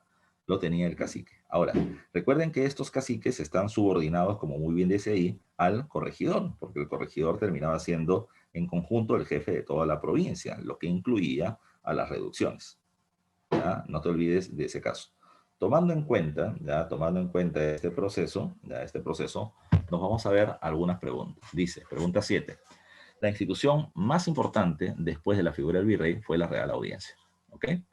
Sus funciones atañían, es decir, estaban ligadas ya a la elaboración de leyes a favor de los indígenas, el Tribunal de Primera Instancia para juicios criminales, la Corte de Apelaciones frente a la asistencia de los corregidores, es decir, una instancia superior al corregidor, y a los alcaldes inferiores. Respecto a la audiencia, sus características y funciones, señale qué enunciados resultan verdaderos y falsos según corresponde. Vamos a ver por acá. Alternativa 1. En la actualidad, las instituciones más parecidas a ellas serían los juzgados. Sí, porque eran tribunales de justicia. ¿Ya? Así que la primera es verdadera. Si la primera es verdadera, chau, la B de beso. 2. Estuvieron conformados por oidores. Claro, ellos terminan siendo los jueces. ¿Ya? Pero si la segunda es verdadera, chau, la A. La tercera debe ser falsa, ¿no? ¿Ya? Y la cuarta verdadera. Dice, los fallos de las audiencias eran apelables en el virreinato peruano, de la Real Audiencia. Los fallos de la Real Audiencia eran apelables en el virreinato peruano, no, porque era corregidor, audiencia, Real Audiencia de Lima y Consejo de Indias. De acá tú no puedes apelar hacia abajo, tienes que apelar siempre hacia arriba. Entonces, lo que decidía la Real Audiencia de Lima tenía que ser visto en el Consejo de Indias. ¿Ya? Entonces, la tercera es falsa. ¿Ya?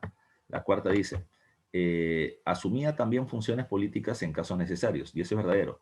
Si es que el virrey por algún motivo no podía gobernar, porque se enfermó, porque se murió, porque está en una guerra, ¿ya? Entonces quien asumía el gobierno ya terminaba siendo la Real Audiencia. Y la 5 me dice, la audiencia del Cusco se creó para atender las demandas, ya las demandas y quejas de la población local previas a la rebelión de Tupac Amaru, ¿ya? ¿Y cuál sería la respuesta? La respuesta terminaba siendo falsa, ¿ya? ¿Por qué?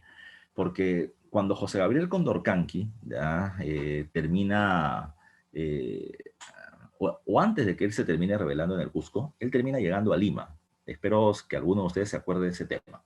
Él termina llegando a Lima para reclamar varias cosas. Él termina llegando a Lima para reclamar su título de nobleza, para que se le reconozca que es descendiente de los Inca Vilcabamba.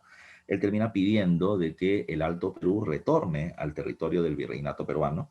Él termina pidiendo además de que la población del Perú no pase a trabajar al virreinato del Río de la Plata, porque ahora Bolivia o Potosí era parte de esa región, ¿ya? Y lo otro que él termina pidiendo es una audiencia, es decir, un poder judicial en el sur del virreinato, para que la población indígena, fastidiada con el sistema, tenga un lugar donde poder reclamar, ya reclamar de manera oral por las protestas o por el abuso en su contra y evitar precisamente los levantamientos. Recuerden que no le hicieron caso a nada, a nada. Y tras esto, Tupac Amaru se revela. Finalmente es derrotado. Y tras la derrota de Tupac Amaru es que se crea la audiencia del Cusco. Entonces, hasta ahí, la primera parte de este enunciado está bonito. La audiencia del Cusco se creó para atender las demandas y quejas de la población local. Sí. Previas a la reunión de Tupac Amaru, no. Después. Ya después. Entonces, ¿cuál sería la clave? ¿Verdadero, verdadero, falso? Ya. Verdadero, falso. La clave termina siendo la sede de casa, que supongo varios han llegado a ella, pero solamente uno la ha puesto. ¿Ya? Dice, profe, se refiere a Carlos I Estuardo. No, no, no, no, no. Recuerden que los Estuardo, por si acaso, terminan siendo de la familia o del gobierno inglés. Los que van a gobernar en España es Carlos I Habsburgo. ¿Ya? Habsburgo, por si acaso, Simenita. ¿Ya? A ver, entonces en la 7 tenemos la sede de casa. Vámonos con la pregunta número 8. Dice, el corregidor administraba justicia tanto entre españoles e indígenas, pero siempre como primera instancia. Yo te dije que él era juez en primera instancia. Dice, de igual manera, organizaba el registro personal de indios y velaba por que vivan en las reducciones. ¿Está bien? Del corregidor dependía dice, el corregidor dependía el enviar a los indios a las minas a cambio de un salario, su instrucción, así como su evangelización. Bacán, te están diciendo todas las funciones del corregidor. En el papel debía proteger a los indios frente al abuso del español, sobre todo en los temas de labores, ¿no? En el tema de trabajo, que no haya explotación. Sin embargo, fueron los mismos corregidores los primeros en violar los precarios derechos de los indios. Muchas veces cobraban el doble de tributo o les imponían el reparto de mercancías, por lo que los indígenas debían pagar cuantiosas sumas de dinero.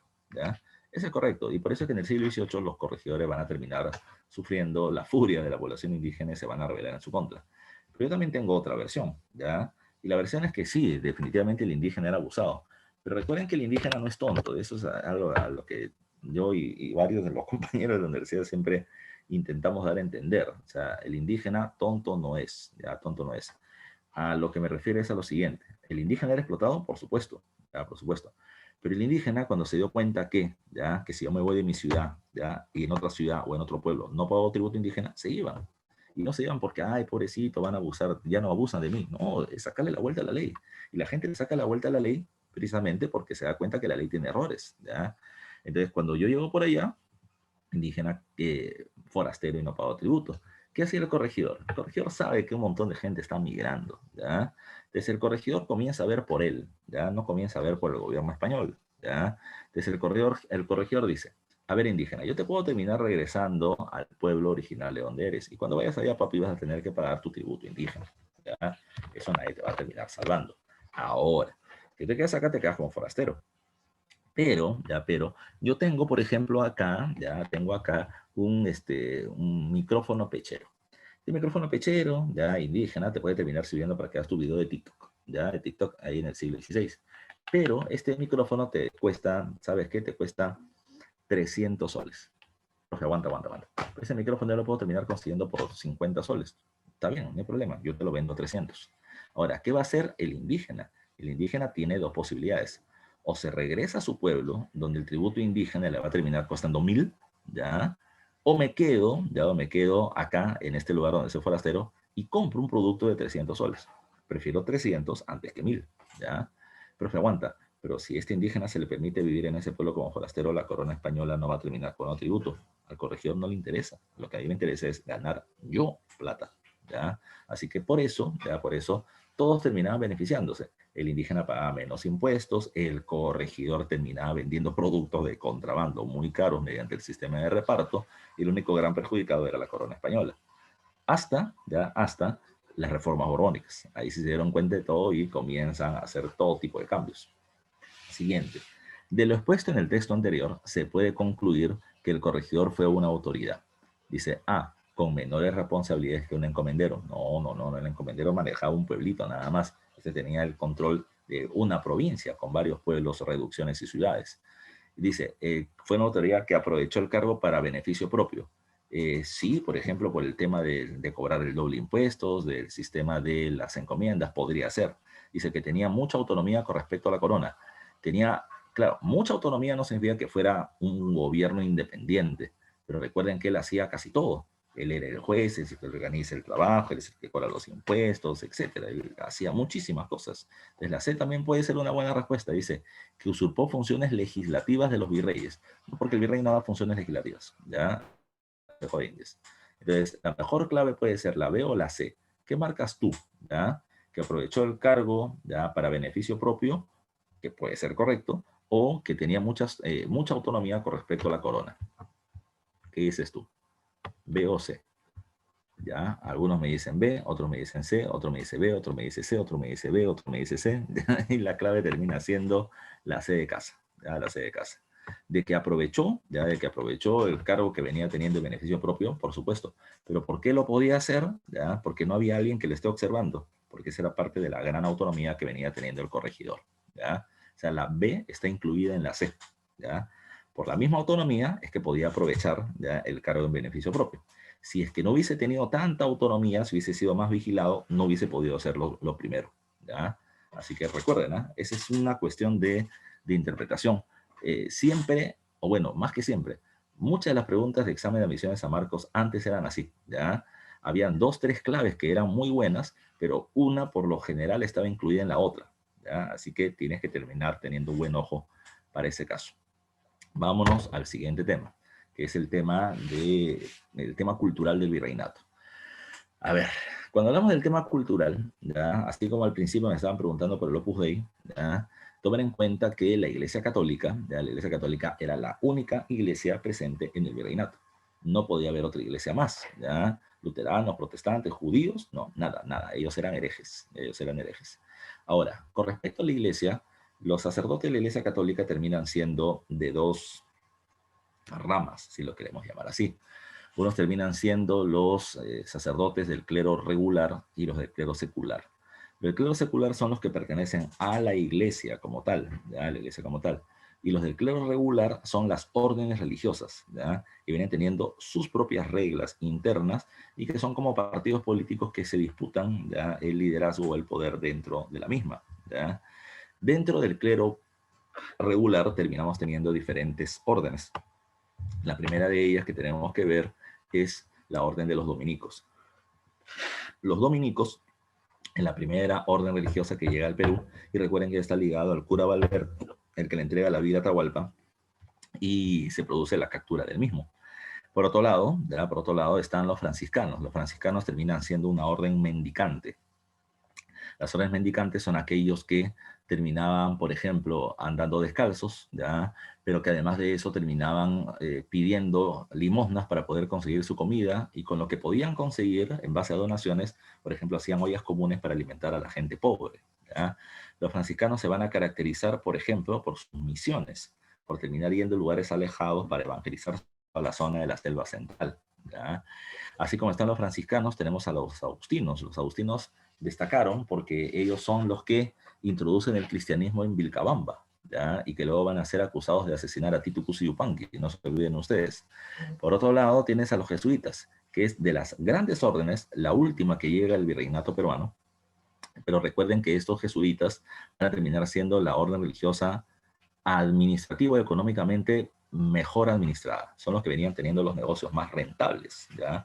Pero además de eso, ellos van a tener una fuerte influencia, sobre todo en el aspecto educativo, ¿ya? Ellos van a terminar teniendo, ser dueños de colegios mayores, de colegios menores, y van a pasar hasta dirigir la Universidad de San Marcos, que inicialmente fue fundada por parte de los dominicos.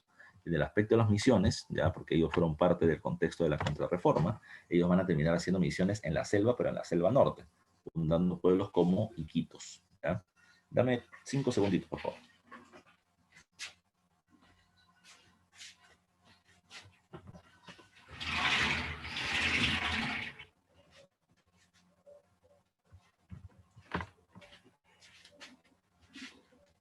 Ya regresé. Está chicharrando con la ventana cerrada. A ver, vámonos. Además de esto, de la iglesia, recuerden ustedes el tema de la educación colonial. La educación, ya la educación, no se olviden ustedes, terminaba siendo, para comenzar, encabezada y organizada por parte de la iglesia, a través de las órdenes religiosas que venían teniendo sus diferentes colegios, ya, colegios menores, colegios mayores, universidades y hasta los colegios de caciques que eran dirigidos por los jesuitas. Por lo tanto, si lo dirigía la iglesia a través de sus órdenes, la educación va a terminar siendo profundamente religiosa. Y principalmente van a estar ligadas, ya ligadas a una propuesta intelectual que terminaba siendo la escolástica. Recuerden que la escolástica, como la había establecido Tomás de Aquino en la Edad Media, era el uso de la filosofía para justificar la religión. Era una mezcla entre fe y razón, ¿ya? Pero es como te estoy planteando. Esto implicaba una educación de carácter memorística y además de eso muy agresiva. La letra con sangre entra, no se olviden de esa frase de la época, ¿ya? Además de ello, recuerden que la educación era elitista, ¿ya? La educación terminaba siendo principalmente para los nobles. Ahora, si no eras noble, debías tener mucho dinero para poder pagar un colegio. Pero es una pregunta, ¿y alguien que era pobre? Mira, solamente podías poder estudiar en un colegio siendo pobre si eras español. Y era para casos de beneficencia, ¿ya? Este era, por ejemplo, ya ahorita se me va el nombre, el colegio mayor, no. Pero es un colegio que está en manos de San Marcos, se me va ahorita el nombre, ya se me va ahorita el nombre, pero había un caso especial que en donde los pobres podían estudiar, pero siempre y cuando terminen siendo españoles, ya españoles. Ahorita voy a ver si me aparece en la cabeza. Por otro lado, la educación podía ser de dos tipos, podía ser formal o no formal. La educación no formal era aquella en donde la educación terminaba siendo hecha fuera de un colegio, ¿ya? Fuera de un colegio. Por ejemplo, dice acá, en la familia. Por ejemplo, yo era campesino, le enseño a mi hijo a cultivar. Yo era artesano, le enseño a mi hijo a hacer cerámica, a hacer joyas, etcétera. O sea, no va a pasar por una escuela, pero le voy a enseñar algo con lo que va a poder sobrevivir. También se podía hacer, por ejemplo, en los gremios. Si nosotros terminamos siendo un gremio de artesanos, carpinteros, entonces entre los carpinteros terminamos juntando una plata, contratábamos a un profesor, el profesor educa a nuestros hijos, pero no estaban en un colegio. Reciben la educación, pero no formal. También podía ser, por ejemplo, en las familias ricas o en las familias nobles. Yo terminaba contratando un profesor para que termine educando a mi hijo varón o a mi hija mujer, pero no en una escuela. Y por otro lado está en las parroquias. En las parroquias la educación terminaba siendo más de carácter moral, ya, moral. En la parroquia te enseñaban el catecismo, los rezos, la oración, ya te terminaban enseñando cánticos, que era una forma de poder tener una educación memorística, pero te terminaban enseñando a comportarte bajo las reglas de la fe cristiana, sobre todo a las mujeres, que era el único tipo de educación que podían tener, ¿ya? Y se les enseñaba a vivir de acuerdo a los preceptos de la Virgen María, ¿ya? Virgen hasta el matrimonio, que tiene que ser sumisa ante su marido, que tiene que hacer los trabajos de la casa, el símbolo de una buena mujer, ¿ya? La Virgen María, si no pregúntale a López Aliaga. Ahora, por otro lado, ¿ya? Por otro lado, recuerden la educación formal. La educación formal terminaba siendo aquella que sí se hacía en una escuela. La escuela podía ser de niveles, colegio menor, que era algo así como la primaria, donde se enseñaban las primeras letras, ¿ya? Eh, leer, escribir, ya leer, escribir, matemática básica, pero además de eso, recuerden que están los colegios mayores. Por eso dice acá que los niveles no están claramente establecidos. Los colegios mayores yo te quisiera decir que es algo así como la secundaria, pero en realidad habían colegios mayores de tal nivel académico como el San Pedro y el San Pablo, que tú terminabas teniendo un mejor nivel educativo, incluso del que te daba una universidad como San Marcos, cuando estos estaban administrados por los jesuitas. Al punto que cuando tú terminabas tu educación en un colegio mayor jesuita, tú podías ir, ¿ya? Podías ir a San Marcos y terminar recibiendo un examen de suficiencia. Ahí tú terminabas mostrando que terminabas teniendo conocimiento, ¿ya? De la carrera que habías estudiado en el colegio mayor y te dan tu título profesional. ¿Qué carreras se estudiaban? Bueno, no había microbiología, ya no había ingeniería de sistemas, lo que había era filosofía, teología, derecho, ya derecho eran los principales puntos de preparación en la educación. No se olviden, ¿ah? ¿Quién estaba dentro de la educación? Bueno, la educación lo terminaba teniendo la élite, ya sea el español, ya sea español peninsular o español criollo, y los indígenas, pero diferenciados. Recuerden que el indígena no estudia en la universidad, no estudia en el colegio San Martín o el San Pablo, estudia en sus colegios de caciques, solamente si eres noble, ya no te olvides tú. Y la educación superior son las universidades, ya la universidad más antigua de América, recuerden ustedes, San Marcos, ya San Marcos, la actual Universidad Nacional Mayor de San Marcos, porque ha pasado a tener diferentes nombres en el tiempo. Y cuando se funda San Marcos por la orden de los dominicos y por Fray Tomás de San Martín, ya recuerden ustedes que la idea era terminar preparando a quienes iban a terminar siendo la burocracia del gobierno virreinal, ¿ya? Así que eso no hay que olvidarlo por acá. Pregunta número 9 dice, la acumulación de riqueza de Lima permitió, ¿ya? El desarrollo de una activa vida cultural, gran parte de la cual reforzaba las políticas imperiales del gobierno y el control de la sociedad colonial en favor de la corona. Para empezar una importante vida cortesana, ya en la corte entre la nobleza, giraba en torno al virrey y su administración, en la que juristas, es decir, abogados, sacerdotes e intelectuales, poetas y artistas plásticos se mezclaban en la ciudad con el creciente número de mestizos e indios letrados y profesores, al igual que su contraparte en Salamanca, España. Se convirtió en imponente lugar donde los hijos de los colonos recibían la educación necesaria para ser elegibles a los puestos de la alta burocracia. En 1570 ya contaba con 16 cátedras, incluyendo, o sea, las cátedras son los cursos que te enseñaba, incluyendo uno de quechua, y ofrecía cursos de arte, teología, medicina, derecho civil y canónico. Sin embargo, el acceso a la universidad estaba limitado a los varones españoles y criollos, quedando las castas, los mestizos y las mujeres excluidas, ¿ya? Los indios también, y los negros, ni qué decirlo, ¿no? ¿Ya? En la lectura hace referencia a qué institución de educación superior. Para 1570 solamente estaba San Marcos, la segunda universidad que se funda es la San Cristóbal de Huamanga, pero todavía en el siglo XVII, ¿ya? Así que estamos hablando de la alternativa B, que es donde terminaban saliendo la intelectualidad y la burocracia del virreinato peruano para este periodo. ¿Ya? Vámonos para la pregunta 10. La extirpación, ¿ya? Recuerden que extirpar significa sacar de raíz, sacar de cuajo, ¿ya? Y por lo general cuando hablamos de extirpación estamos hablando de la extirpación de idolatrías, ¿ya? El tema religioso. A ver, dice acá, la extirpación, ¿ya? La extirpación, para su acción política, así como se sirvió de los modelos y prácticas inquisitoriales en Europa, al extremo de ser llamar a la hija bastarda de la Inquisición, también compartió la misma meta, que fue la de imponer la ortodoxia por el medio del terror.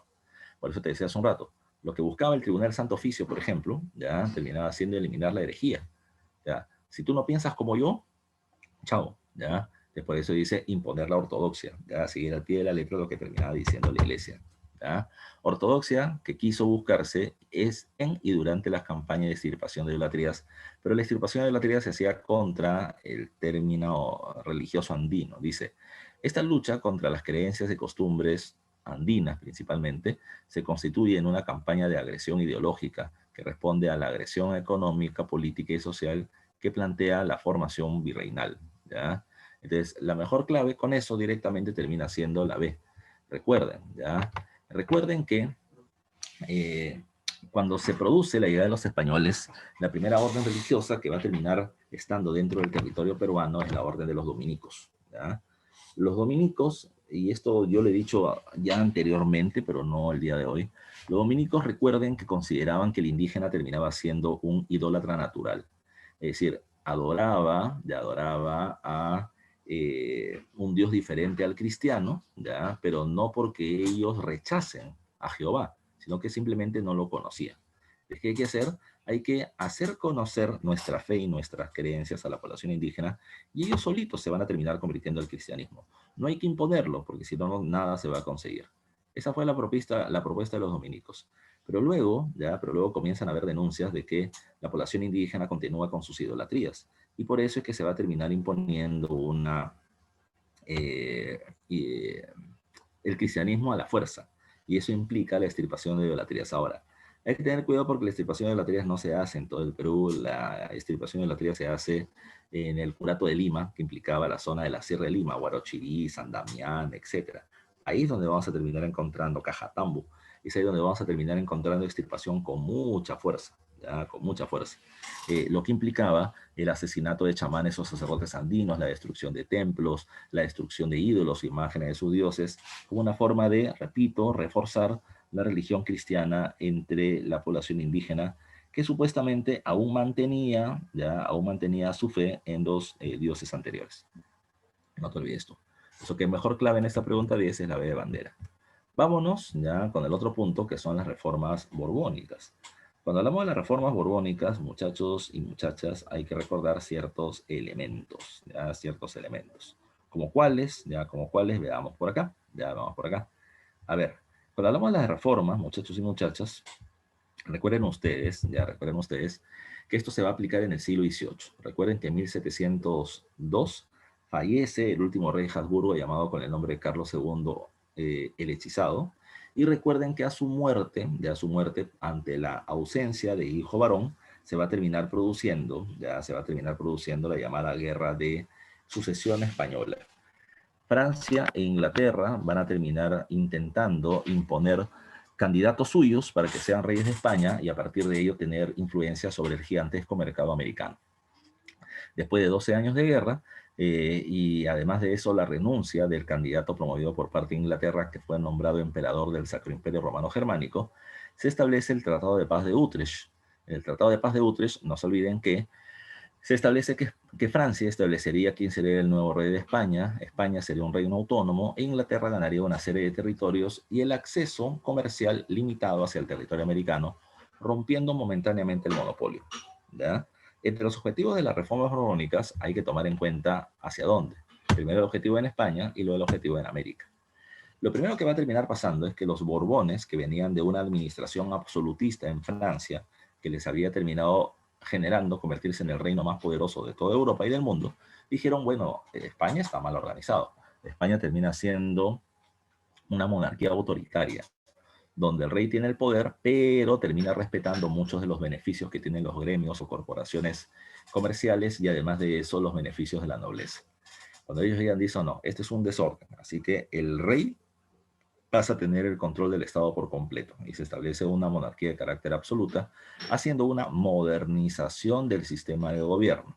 Entonces, lo primero precisamente que va a terminar estableciéndose con las reformas borbónicas en España es modernizar el sistema de gobierno o el Estado, ¿ya? El Estado, estableciendo un sistema, repito, más eficiente y centralizado.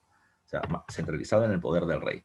¿Qué hace el rey? Termina eliminando el poder de los nobles locales, ya de los nobles locales, los va a reemplazar con los intendentes, que van a ser los grandes administradores de las provincias, se va a tener una mejor recaudación tributaria y el gobierno español comienza a andar mejor.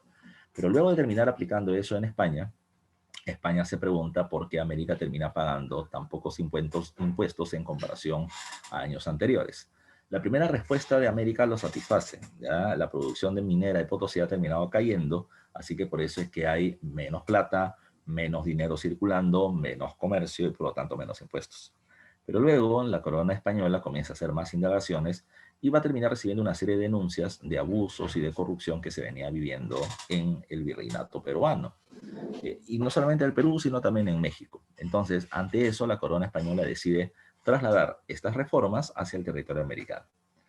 ¿Cuál era el objetivo? ¿Ya? Un mayor control sobre el gobierno, ¿ya? Para poder establecer una mejor recaudación tributaria y una menor evasión de impuestos.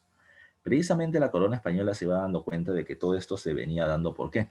Porque en el paso del tiempo, los criollos habían ocupado una gran cantidad de cargos de gobierno y a ellos se les acusaba precisamente de promover, facilitar y ser parte del sistema de corrupción.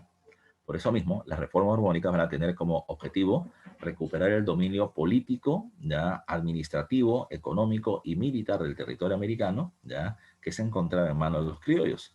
Por eso era necesario para España desplazar a los criollos de los cargos públicos y terminar poniéndolos en manos de los propios españoles, ¿ya? Cuando digo desplazar no significa de que el criollo ya no tendrá ningún cargo, sino que van a ser ahora sobrepasados en cantidad por los españoles, ¿ya? No te olvides tú. Segundo punto a tomar en cuenta. Entre las reformas que se va a hacer con las reformas borbónicas, comenzamos con la reforma territorial. Recuerden que el virreinato peruano antes iba desde Panamá hasta Chile, salvo los dominios de Portugal o el Brasil y la zona de Venezuela. Todo lo demás era virreinato peruano. Todo lo que dice 1, 2, 3, 4, todo era virreinato del Perú. Pero ahora se van a terminar creando nuevas formas de administración. Antes había un virreinato, ahora hay tres. Está el virreinato número 1, que es el virreinato del Perú, que lógicamente está perdiendo territorios, y se crean los virreinatos de Nueva Granada en el número 2, que está conformado por Ecuador, Colombia y Panamá actual, y por otro lado está 1721, eso, y en 1776 se termina creando el virreinato del Río de la Plata, ¿ya? El virreinato del Río de la Plata estaba entre la zona de Argentina, Bolivia, Uruguay y Paraguay. Todo eso era parte del virreinato del Río de la Plata.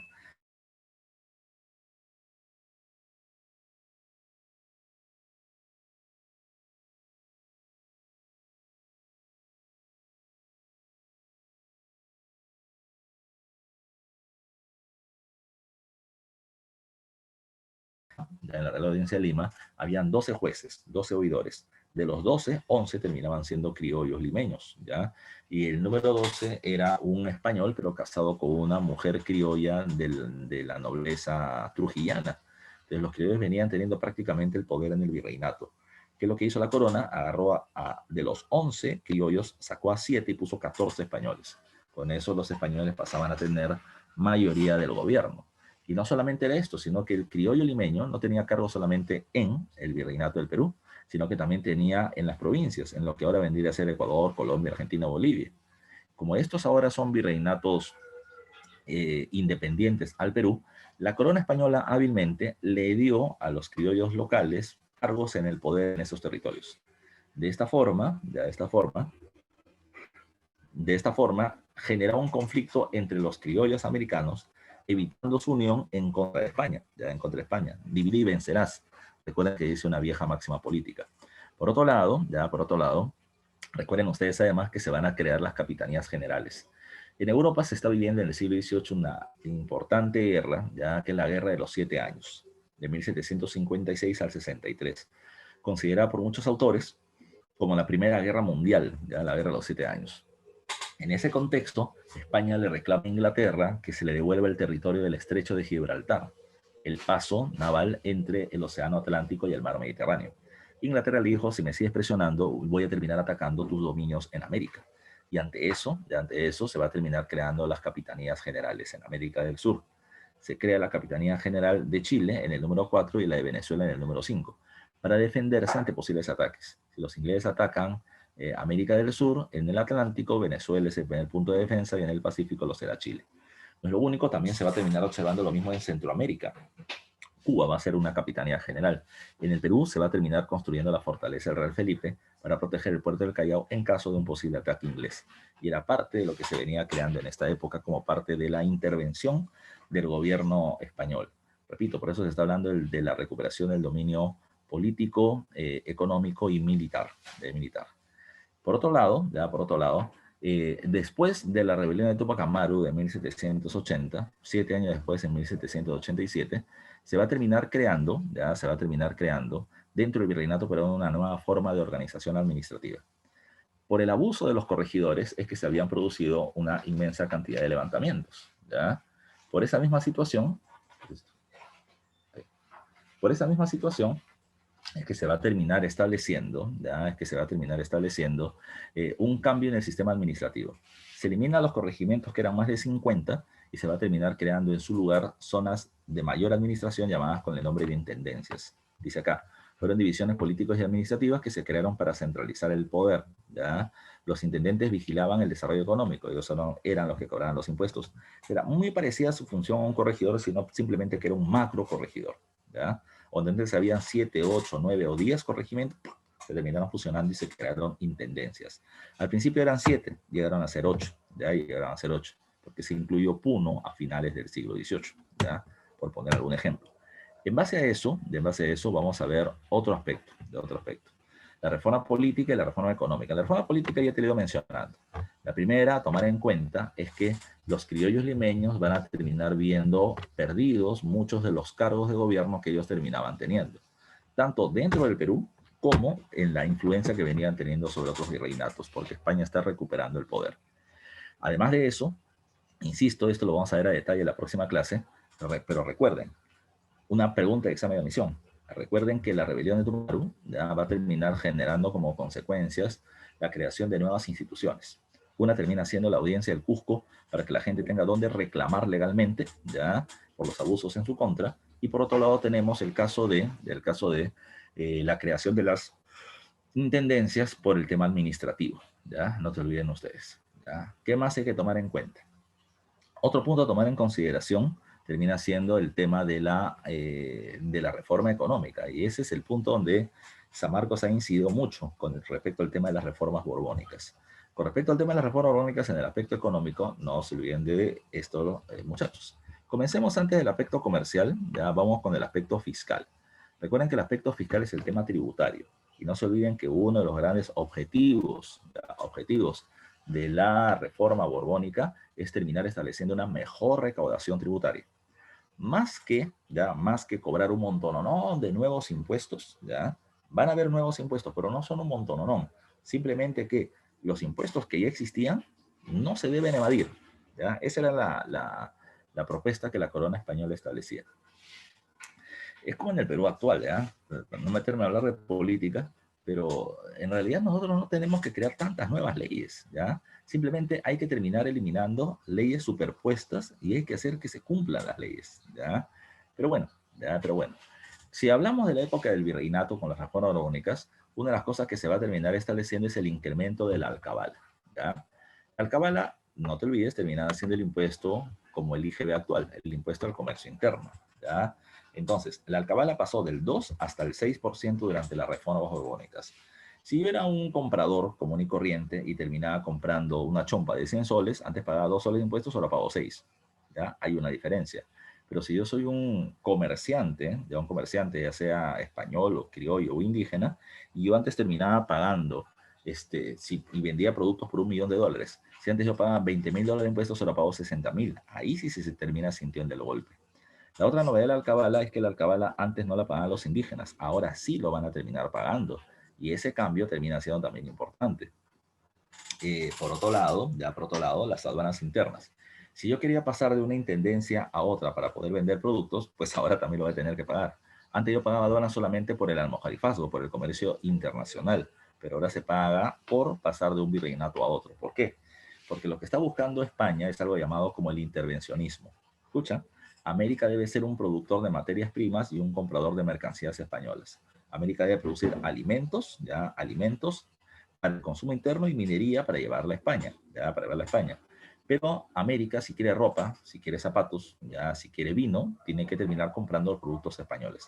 Por eso es que le van a poner un montón de trabas, ya, a la producción americana para que vaya entrando en crisis y puedan terminar entrando productos Made in España, ya, Made in España. Otra cuestión más, toda actividad comercial pagará impuestos, te lo dije hace un rato. Así que todo aquel que tenga negocios, gane plata, tiene que pagar tributos. Comenzando por el corregidor, ¿ya? Se legaliza, como ya te había dicho, el sistema del reparto de las mercancías y con eso van a tener que pagar impuestos. Por otro lado, ya por otro lado, dice acá, se afecta el negocio de las órdenes religiosas. Las órdenes también terminaban teniendo obrajes, textiles, haciendas agrícolas, estancias ganaderas y no pagaban tributos porque no le puedo cobrar impuesto a Diosito. Pero ahora sí se le va a terminar cobrando, ¿ya? Así que todo esto va a terminar generando, ya generando un alza en el precio de los productos. Mejor recaudación para España, pero un alza en el precio de los productos y afecciones en la población. Tercer punto, cobro efectivo del tributo indígena. Profe, ¿cómo es eso? ¿Te acuerdas que te dije hace un rato? ¿Ya? Si yo había nacido en Lima y era indígena y se había registrado acá mi nacimiento, si yo me iba de Lima no pagaba impuestos, ¿ya? De tal manera que esto terminó generando también algunos puntos en particular. El tributo indígena, ya el tributo indígena no se va a terminar cobrando, ¿ya? O disculpa, se va a terminar cobrando para todo indio y todo mestizo en el lugar donde vivan. Si naciste en Lima y te fuiste a Cusco, en Cusco pagas. Si naciste, si tu papá era Manco Capa y tu mamá era Mama Oguio, ¿ya? Pero tu papá, para que no abusen de ti, dijo que tu papá en realidad terminaba siendo, no sé, David Beckham, entonces tú eras mestizo y no pagas tributo indígena. Pero la corona dijo, no me interesa. Todo mestizo, firme o bamba, tiene que pagar tributo indígena donde vive. Además de eso, cuando la corona española va a comenzar a promover la minería. Uno de los puntos que quiso la corona española es que la producción minera de Potosí vuelva a ser como antes, pero nunca va a llegar al mismo nivel. Pero recuerden que hay algunos cambios. Potosí ahora pertenecía a el virreinato del Río de la Plata, ¿ya? Había terminado cambiando de... El caso del virreinato peruano, ¿qué generó esto? Bueno, esto terminó generando primero lo siguiente, que la corona diga, bueno, en el Perú también tiene que incrementarse la producción, no tendrás Potosí, pero tendrán que ver cómo producen, pues. Los gremios de mineros, ¿qué es lo que van a hacer? Van a decir, no, yo no quiero terminar explotando nuevas minas. ¿Por qué? Porque los impuestos que me terminas cobrando son demasiado altos. Entonces el gobierno virreinal, para promover la explotación minera en otros espacios, va a terminar reduciendo el impuesto del quinto real, que era el 20%, al 10%. Sí, ese sigue llamándose quinto real, pero ahora solamente se cobra la mitad de tributo y se promueve la explotación de nuevas minas, como la Icacota, Hualgayoc, Castro Virreina, que sigue siendo explotada todavía por el mercurio, Cayoma en Arequipa o Cerro de Pasco, que va a ser la principal mina de la época. Para compensar la falta también de las minas de Potosí, se va a terminar creando otras cosas. En el Perú había un montón de recursos libres. ¿Cómo era un recurso libre? Ya un recurso libre era, por ejemplo, la sal. Era la sal.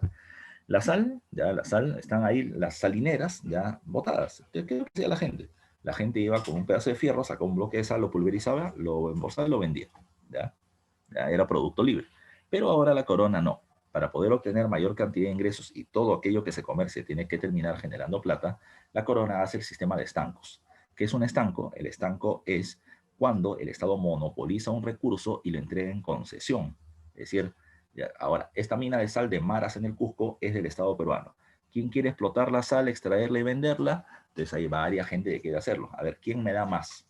¿Ya? Aquel que me ofrece, digamos, 50.000 soles anuales por la extracción de esta sal, yo te la entrego durante los próximos 10 años. ¿Ya? Termina siendo el acuerdo de concesión.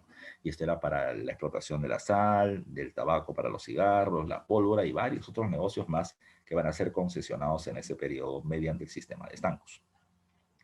Dentro de las reformas económicas es el tema comercial, ¿ya? Y hay varios puntos que se van a establecer.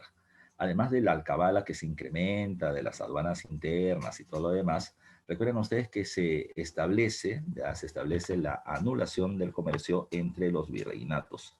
Eso, ¿qué cosa significa eso? ¿Ya? ¿Qué cosa significa eso?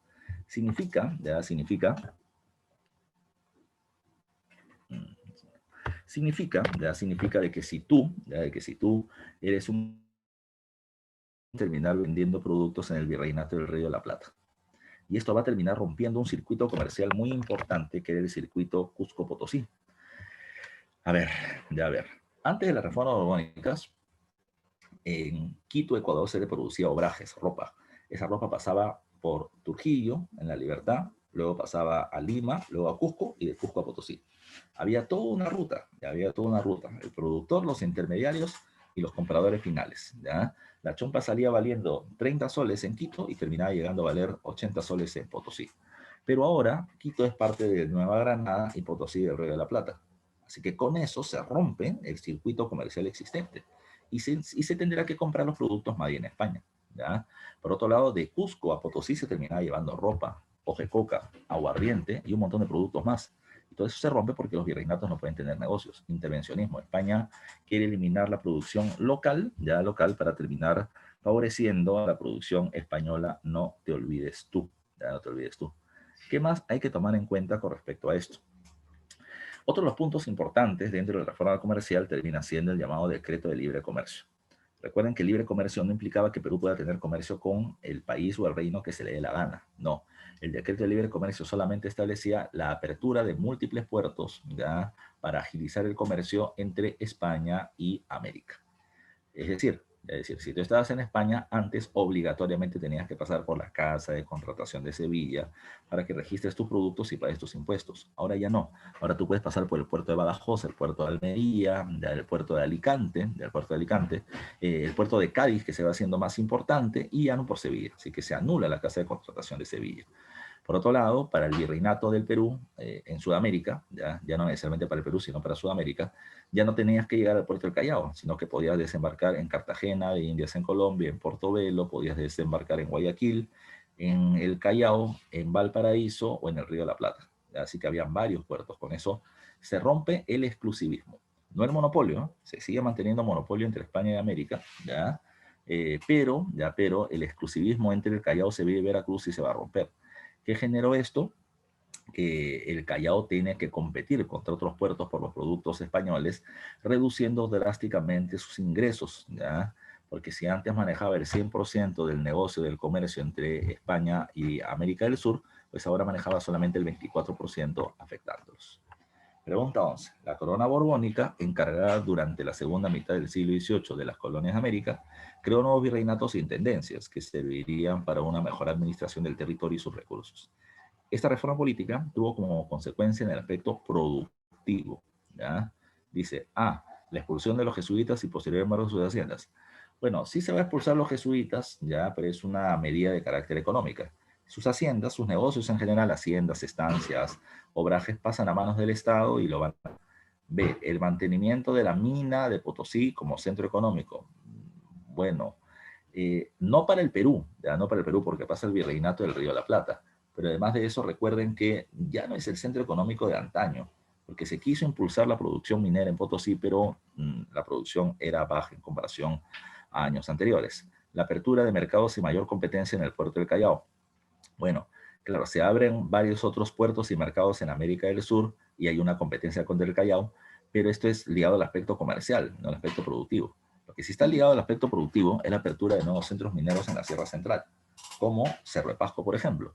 Ante la ausencia de Potosí, ¿ya? Esto terminó generando que se produzcan minerales dentro del Perú, pero en otros lugares, ¿ya? Y es ahí donde Cerro de Pasco comienza a destacar. Entonces, en la 11 la clave termina siendo la D de dedito.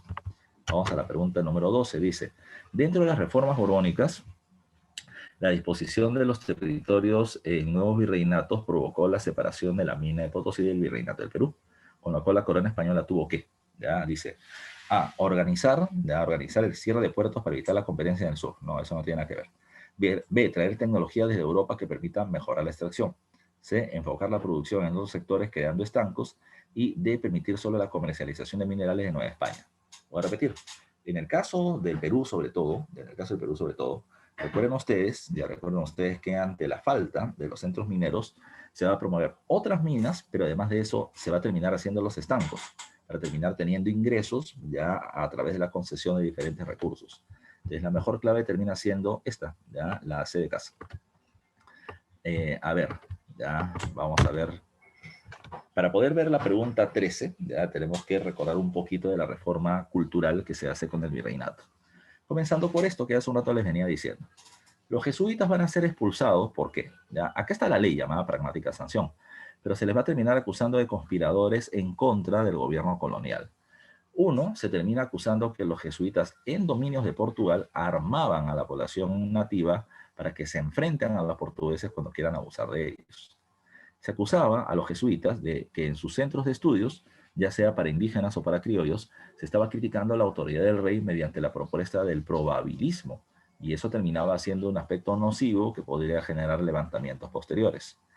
Pero, tomen en cuenta que uno de los fondos ya de este proceso terminaba haciendo lo siguiente. La corona veía que los jesuitas venían teniendo negocios muy rentables, y como eran muy rentables, lo que quiso la corona es quedárselos, pues. Así que los terminan expulsando, y sus negocios, repito, sus negocios como eran los obrajes textiles, las haciendas agrícolas, las instancias ganaderas, pasaron a manos del Estado. El Estado va a terminar creando el Tribunal de Temporalidades, ¿ya? ¿Para qué? Para poder tomar esos negocios y luego terminar entregándolo en concesión. En concesión. No se olviden de ese punto que termina siendo importante. Entregan en concesión ya los negocios de los jesuitas. No todos, algunos se quedan en manos del Estado, pero cualquiera de estos, en ambos casos, terminaron siendo un problema. ¿Por qué? Porque terminaron disminuyendo sus niveles productivos. O sea, una cosa es cuando fue administrado por los jesuitas y otro cuando fue administrado por el Estado o empresarios diferentes. La producción bajó, no se olviden de eso. También baja el nivel educativo porque los jesuitas tenían el control de las escuelas. ¿Ya? No se olviden también de ese dato importante. ¿Qué otra cosa más? ¿Qué otra cosa más? Recuerden que en este periodo del siglo XVIII, con las reformas borbónicas, el rey Carlos III, Carlos III, el real aplicador de las reformas borbónicas para América, va a terminar siendo considerado como un déspota ilustrado. Espero que recuerden o que ya hayan llegado a ver ese tema en Historia Universal. Recuerden que las monarquías absolutas, ante las críticas de la ilustración contra el sistema de gobierno, algunos reyes van a terminar estableciendo algunas reformas de tendencia ilustrada y se les llamará déspotas ilustrados. Carlos III es uno de ellos, y él va a terminar aplicando con eso una práctica, una propuesta intelectual llamada como el regalismo. El regalismo implicaba que la última palabra dentro del reino la daba el rey. ¿Ya? Es decir, ni siquiera la iglesia. Si el Papa dice los cristianos dentro de toda Europa tienen que pagar X, una nueva cantidad X de impuestos, el rey decía, si quiero. Si no quiero, no se aplica. ¿Ya? Eso terminaba siendo por un lado el regalismo, pero por otro lado, el regalismo es la propuesta filosófica que justificaba el absolutismo o el despotismo ilustrado del rey. ¿Ya? Entonces, esto se intentó aplicar en la Universidad de San Marcos. Pero, tomen en cuenta que San Marcos apeló a la autonomía universitaria para decir, yo no quiero terminar aceptando una propuesta ideológica impuesta por parte de la corona. Carlos III, en lugar de terminar imponiendo su autoridad en San Marcos, lo que va a terminar diciendo es, San Marcos no quiere el regalismo, está bien, pues, le recorto el financiamiento y voy a terminar creando una nueva casa de estudios, que es el Real Convictorio de San Carlos, que introduce las ideas ilustradas regalistas, no ilustradas francesas, de crítica a la autoridad del rey, sino el regalismo, teniendo como primer director o rector a Toribio Rodríguez de Mendoza. No se olviden de eso ustedes. Ahora, preguntas 13, 14 y 15 para poder terminar el avance de hoy. Dice, para la Iglesia latinoamericana la expulsión de los jesuitas significó una crisis. Esta orden se había dedicado a la educación a los miembros dirigentes de la sociedad, tanto indígenas como criollos. La expulsión de la orden propicia la formación de... Claro, cuando se van a terminar yendo los jesuitas, el Colegio San Pedro y San Pablo se fusionan y se va a terminar creando el Real Convictorio de San Carlos, que introduce las ideas regalistas, ¿ya? Así que la clave termina siendo la C, ¿ya? La C de casa, ¿ya? A ver, ¿qué más? ¿Ya? ¿Qué más? No puede ser la fundación en San Marcos. Recuerda que dice acá, los jesuitas van a ser expulsados en 1767 y San Marcos se funda en 1551. 14. ¿Cuáles de los siguientes enunciados pertenecieron? Ya, por si acaso la 13 es la C. ¿Cuál de los siguientes enunciados pertenece a las reformas borbónicas? Dice, 1. Establecimiento del tributo indígena y la mita. No, esto ya había existido desde antes, ¿verdad? Si te hubiesen dicho legalizar los repartos, eso sí. Dice, creación de nuevos virreinatos, claro. Nueva Granada y Río de la Plata. Expulsión de los jesuitas, también. ¿Ya? 2 y 3, por lo tanto, son correctas. La clave debe ser esta. Establecimiento de los corregimientos, no, esto es en el siglo XVI con Toledo. Creación de las juntas de gobierno. Las juntas de gobierno terminan naciendo, no se olviden ustedes, en diferentes ciudades de América Latina, como un rechazo ante la presencia francesa en el gobierno en España y ante una posible invasión francesa sobre el territorio americano. Entonces, la mejor clave termina siendo la 2 y la 3. Ya, la 2 y la 3. A ver, ¿qué respondieron ustedes? 14 clave A ver si me refieren lo mismo, 14 clave A. ¿Ya? Pregunta 15, con esta nos vamos, dice, las reformas borbónicas del siglo XVIII, ¿ya? Impulsadas por el rey Carlos III en sus colonias, trajeron una renovación del aparato administrativo, económico, social y religioso en el virreinato del Perú, en consonancia con los nuevos aportes de la Ilustración. ¿Ya? Dice, señale a continuación dichas reformas. Creación de la reducción de indios. No, las reducciones fueron con el virrey Toledo, siglo XVI. Creación del virreinato del Río de la Plata. Sí, ya entre Argentina, Bolivia, Uruguay y Paraguay. Establecimiento de las intendencias. También se va a terminar aplicando durante este periodo tras la rebelión de Tupac Amaru. Visita general a todo el virreinato. Y legalización del reparto de mercancías. Ya, la legalización del reparto de mercancías se va a terminar estableciendo como parte de las reformas borbónicas, pero la visita general en todo el virreinato no es nueva. Recuerden que Toledo hace ya una visita general. Lo que sí hay que tomar en cuenta es que hay un visitador muy importante en la época del virrey Toledo, que es el visitador José Antonio de Areche. Disculpa, de la época del rey Carlos III, que es José Antonio de Areche. Pero no es que se establezca esto por primera vez, sino que ya se venía teniendo con anterioridad. Así que la mejor clave termina siendo la 2, la 3 y la 5. ¿Ya? La clave A. Bueno, muchachos, eso es lo que teníamos que ver. La siguiente semana, no se olviden, como les dije hace un rato, tenemos que ver varios temas. Tenemos que ver rebeliones indígenas, rebeliones criollas, independencia y primer militarismo. Sobre todo vengan con datos de la primera independencia, vengan con preguntas, ¿ya? Porque recuerden que este año sí o sí van a haber preguntas de independencia por el Bicentenario, ¿ya? Así que a tomar mucho en cuenta eso. Nos vemos, muchachos, hasta la próxima clase, que sigan estudiando y repasando, ya falta muy poco para el examen, así que cuídense ustedes, cuiden a la familia, y nos vemos la siguiente semana, ¿ya? Un abrazo para todos, cuídense.